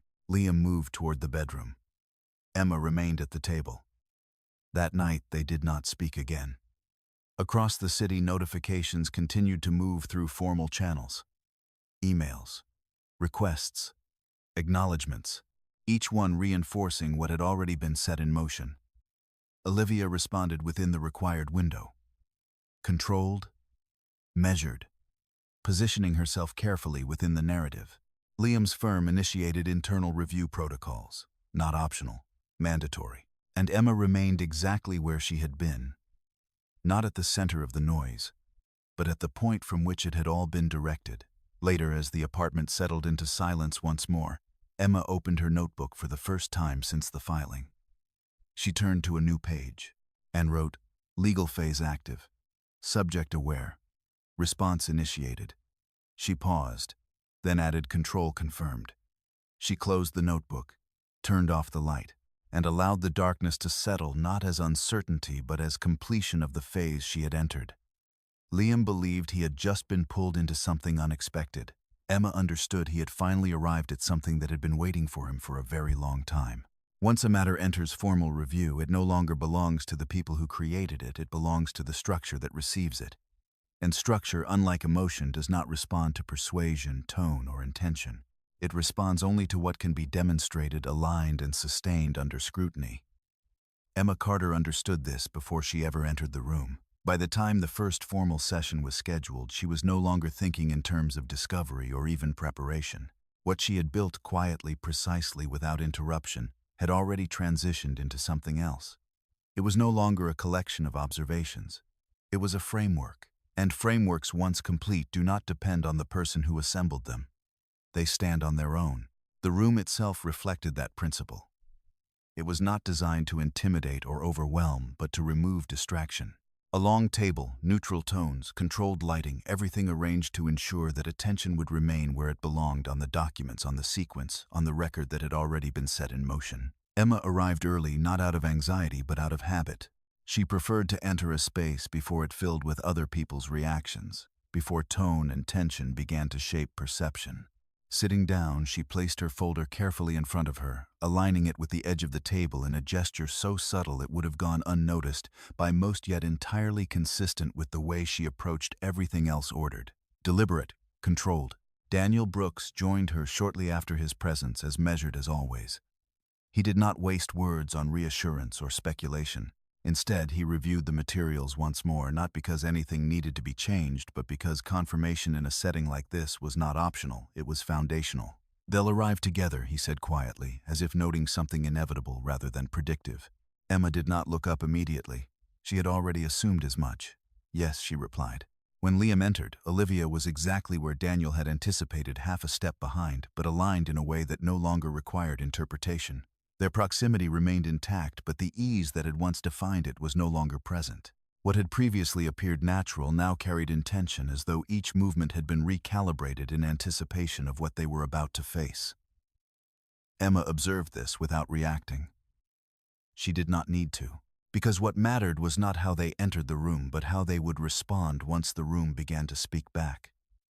Liam's eyes found hers almost immediately. For a brief moment, something unguarded surfaced, not anger, not accusation, but recognition, the kind that comes too late when understanding arrives after consequence has already taken shape. Emma held the gaze just long enough to acknowledge it, then lowered her eyes, not as avoidance but as completion. There was nothing left to establish between them that had not already been set in motion. The session began without ceremony. There were no raised voices, no dramatic introductions, no attempt to frame the situation beyond its legal purpose. The language was precise, almost clinical, as the facilitator outlined the structure of the review, submitted documentation, initial positions, procedural expectations. Everything was exactly as Emma had expected, and because of that, nothing required adjustment. Daniel spoke first. He did not rush, nor did he linger. His tone remained steady, each sentence building naturally into the next, forming a narrative that did not rely on emphasis to carry weight. Section 1 addresses financial movement over a defined period.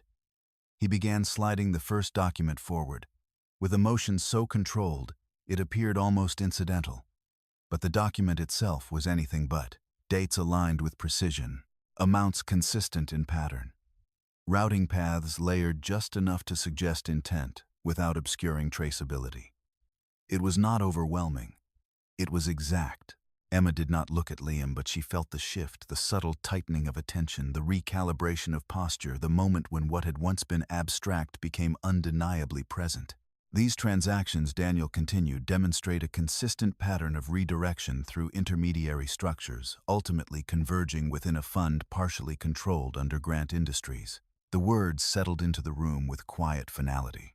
Liam leaned forward, his response measured but no longer effortless. "These are structured investments," he said. "There's nothing irregular about layered financial movement." Daniel inclined his head slightly, acknowledging the statement without conceding anything. "That would be correct," he replied, "if the routing were disclosed and aligned with professional obligations." A pause followed, not dramatic but necessary.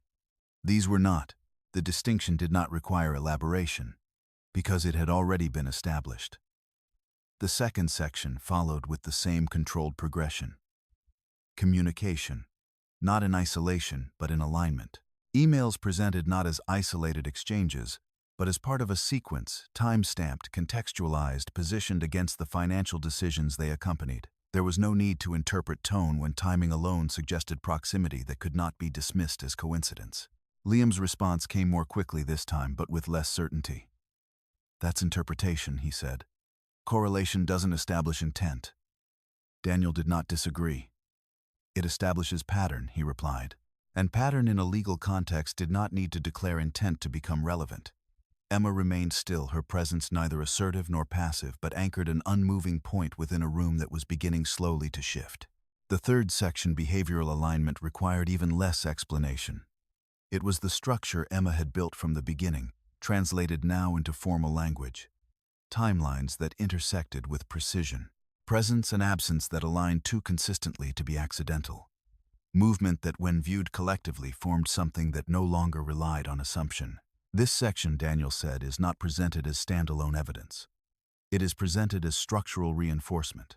Liam leaned back slightly, exhaling as though attempting to create distance where none existed. "You're constructing a narrative," he said. Daniel met his gaze without hesitation. "We're presenting a record." It was Olivia who spoke next. Her voice remained composed, but there was a shift beneath it, subtle but unmistakable. "Records can be selective," she said. Emma turned her attention to her, then not sharply, not challengingly, but with a level of focus that acknowledged the shift in dynamic. Daniel nodded. "They can," he agreed, "which is why we limit them to what can be supported." He paused briefly, then added, "Which brings us to supplemental material." The audio was introduced without emphasis. No framing, no explanation beyond necessity, just placement. Emma did not look at either of them as it played. She did not need to witness their reaction in real time. The content itself was sufficient. Liam's voice. Olivia's voice. Not performing. Not structured. Simply speaking in a moment they had assumed would remain unrecorded. Once it clears, everything stabilizes. And if it doesn't, it will. When the recording ended, the silence that followed was not immediate. It expanded slowly as comprehension moved through the room. Liam's posture had changed. Not dramatically, but enough. The certainty that had carried him into the session had fractured, not entirely, not irreparably, but visibly. "That doesn't prove anything," he said. The words came slower, now less anchored. Daniel's response did not rise to meet them. "It supports everything." No one spoke after that, because there was nothing left to clarify that had not already been established. The session moved forward, but its direction had shifted. Requests were noted. Deadlines set. Procedural steps outlined with the same controlled precision that had defined the entire process. But beneath that structure, something else had taken hold. Not collapse, not resolution, exposure. When the session concluded, chairs shifted, papers were gathered, and the room began to empty in the same quiet manner it had filled. Liam remained standing for a moment longer than necessary. Then he looked at Emma. You could have handled this differently, he said. Emma met his gaze without hesitation. Yes, she replied, her voice even unforced. A brief pause followed. But this is the way it holds. The statement did not carry accusation. It carried finality. Liam did not respond. Because for the first time he understood not completely, not comfortably, but enough that what he was facing was not something that could be redirected through argument or explanation. It had already been placed into a structure that did not respond to either. Olivia left without speaking again, her composure intact but no longer effortless. What had once been confidence now required maintenance, and maintenance under sustained scrutiny rarely remained invisible. Emma stayed seated for a moment longer, allowing the room to settle fully before she moved. Then she closed her folder, aligning it once more with the edge of the table, and stood without urgency. Daniel glanced at her briefly.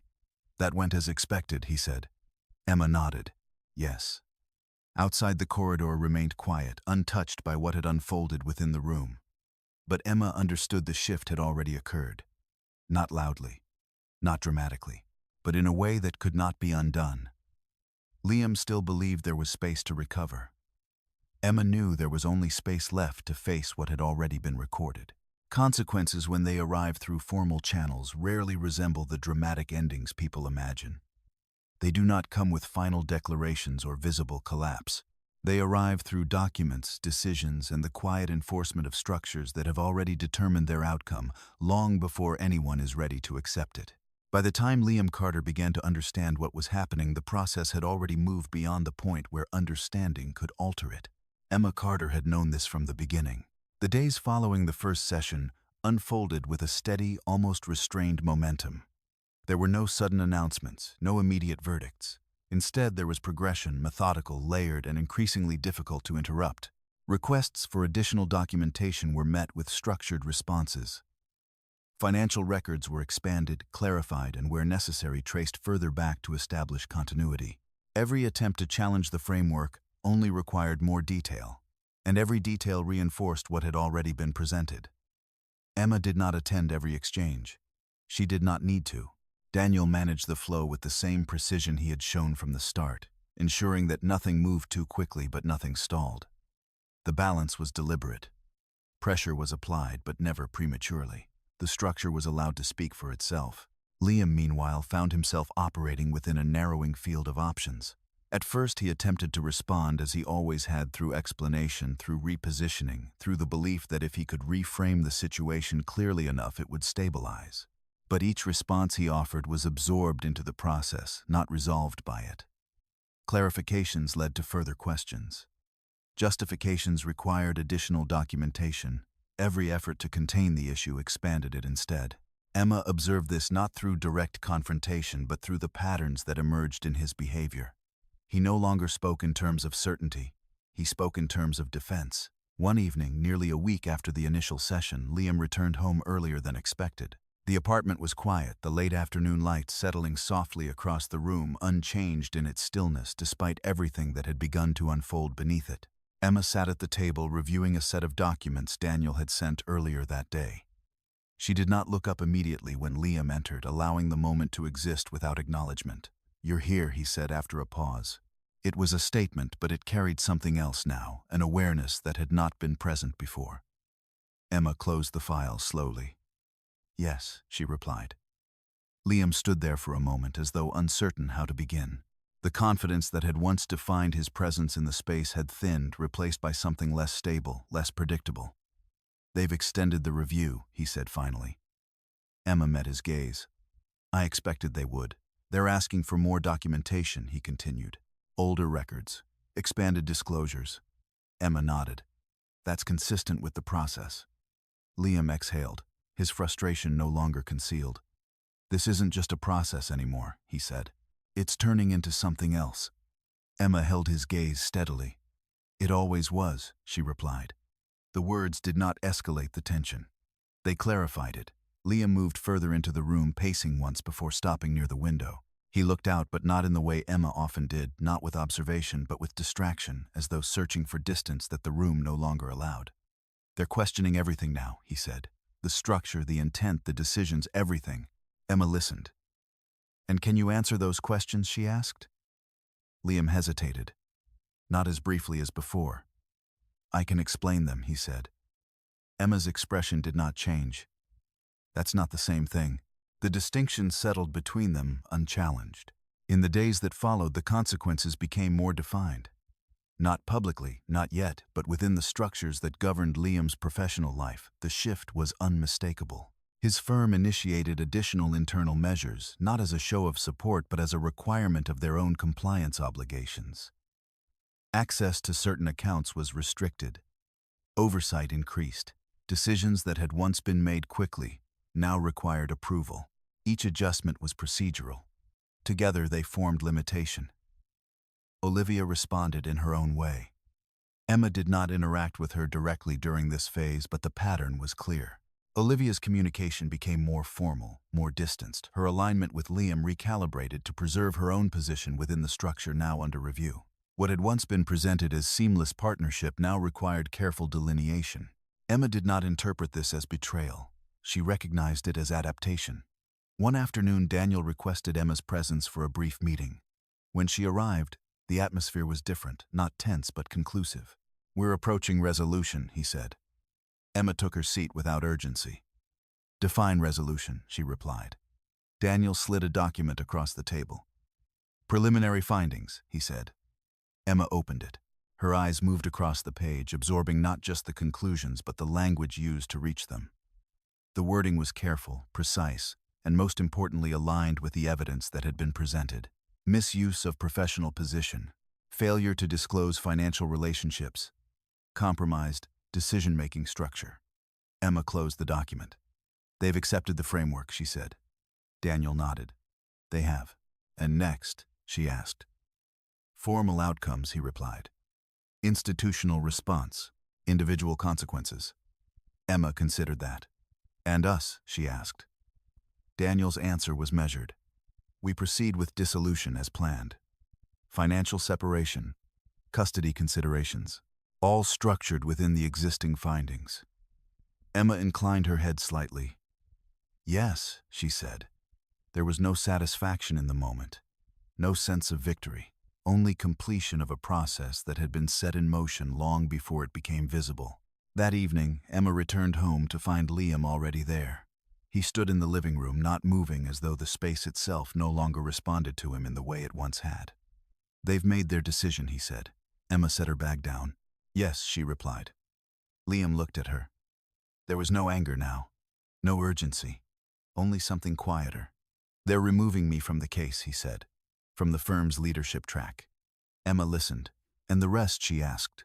"Pending," he said, "but it won't recover from this." Emma nodded once. Silence followed, not strained, resolved. "I didn't think it would go this far," Liam said after a moment. Emma held his gaze. "It didn't go far," she replied. "It went where it was already leading." He looked away.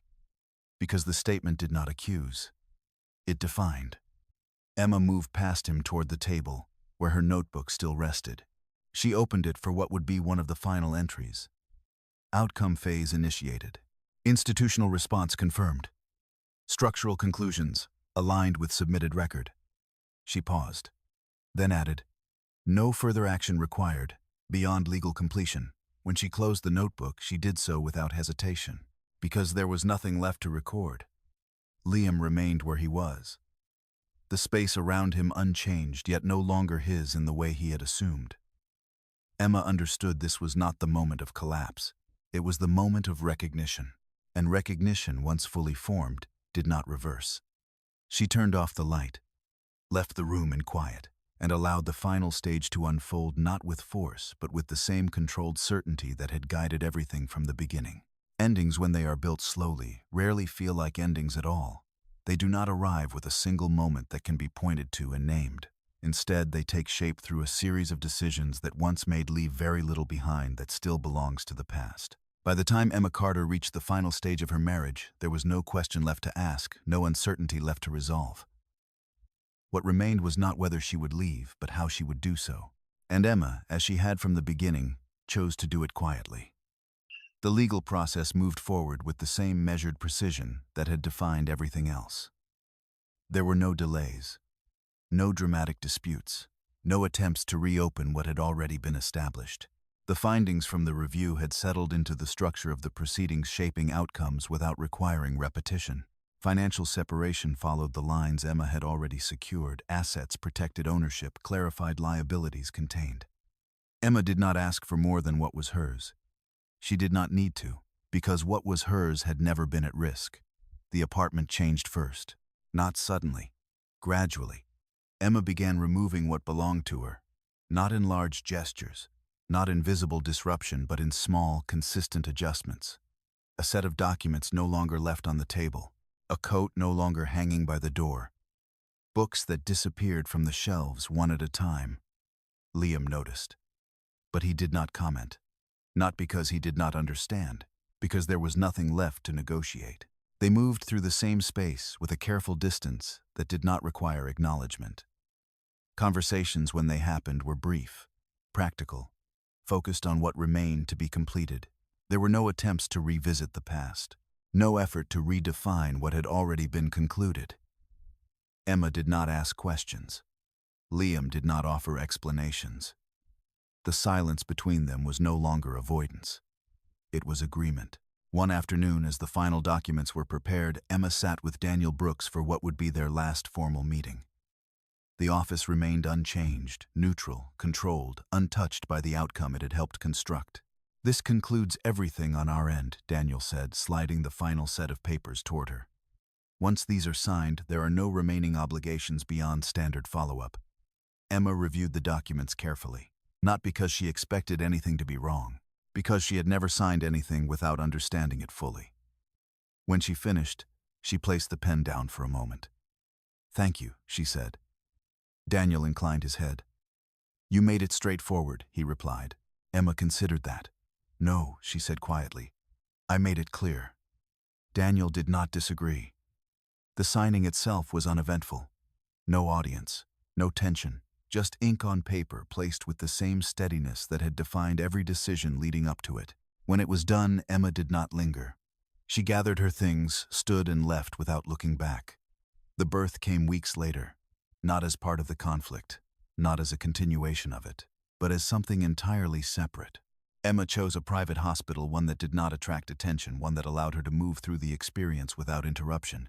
There were no announcements, no visitors beyond those she permitted, no need to share the moment beyond its own significance. The process was long, measured, quiet, and when it was over, she held her child in the same way she had held everything else in her life, with presence, without display, without the need for anyone else to define what it meant. Liam was informed. Not immediately. Not by Emma. The information reached him through formal channels, as most things now did. Emma did not prevent him from knowing. She simply did not prioritize it. When he saw the child for the first time, it was in a setting that carried none of the weight of what had come before. No arguments, no unresolved tension, just a quiet room, a brief moment, and the recognition of something that existed beyond both of them. Emma did not speak much during that meeting. She did not need to, because whatever had once connected them no longer required definition. Life after that did not change dramatically. It settled. Emma moved into a new home, one that reflected her own rhythm rather than a shared one. The space was simple, intentional, designed not to impress, but to hold what mattered. Her work continued. The foundation remained part of her life, but not its center. Her private responsibilities, those tied to the structures she had always maintained, resumed their place without disruption. Nothing she did announced transition, and yet everything had changed. Liam and Olivia did not remain as they had been. They could not. The alignment that had once seemed effortless had been built on conditions that no longer existed. Without them, what remained was no longer sustained by the same certainty. Emma did not follow what happened next. She did not need to. Outcomes, when set into motion by structure rather than emotion, tend to resolve themselves. Months later, on a quiet afternoon, Emma sat by the window of her new home, her child resting nearby. The city moved beyond the glass in its usual rhythm, unchanged, continuous, indifferent. Emma watched it for a moment, not searching for meaning, not reflecting on what had passed, but simply observing, the same way she always had. There was no sense of victory in her expression, no satisfaction in the outcome, because she had never approached any of it as something to win. She had approached it as something to set right. The difference, though invisible to most, was what allowed her to leave without carrying anything that did not belong to her. She reached for her notebook one last time. Not because she needed to document anything further, but because it had been part of the process. She opened to a blank page, paused, then wrote a single line, closed. She did not add anything else. There was nothing left to clarify. Emma closed the notebook gently and set it aside. Then she turned her attention back to the room, to what remained, to what was present, to what no longer required observation to be understood. Some endings are loud. Some demand recognition. This one did neither. It simply existed, complete, and Emma Carter, who had never needed to speak in order to be heard, left it exactly that way. In the end, nothing Emma did could be described as dramatic, and perhaps that is what makes her story linger longer than most. She did not confront in anger, did not expose in spectacle, and did not seek to humiliate the people who had wronged her. Instead, she allowed the truth to take shape in its own time, placing it carefully into a system that could not ignore it, and then stepped back long enough for that system to do what it was designed to do. There is a kind of strength that does not raise its voice, that does not rush to be seen, and that does not require validation to exist. It is the kind that observes, that records, that understands the difference between reacting and positioning. Emma never tried to control how others behaved. She only ensured that when their actions surfaced, they would do so in a way that could not be denied or rewritten. And when it was over, she did not stay to witness the consequences unfold. She did not need to, because the outcome was never the point, the alignment was. If you've stayed with this story until now, perhaps you understand that kind of quiet strength too. If you do, I'd be curious to know where you're watching from and what time it is for you right now. Different places, different lives, but sometimes the same recognition. And if stories like this, where justice doesn't shout but still arrives, mean something to you, you're welcome to stay for more.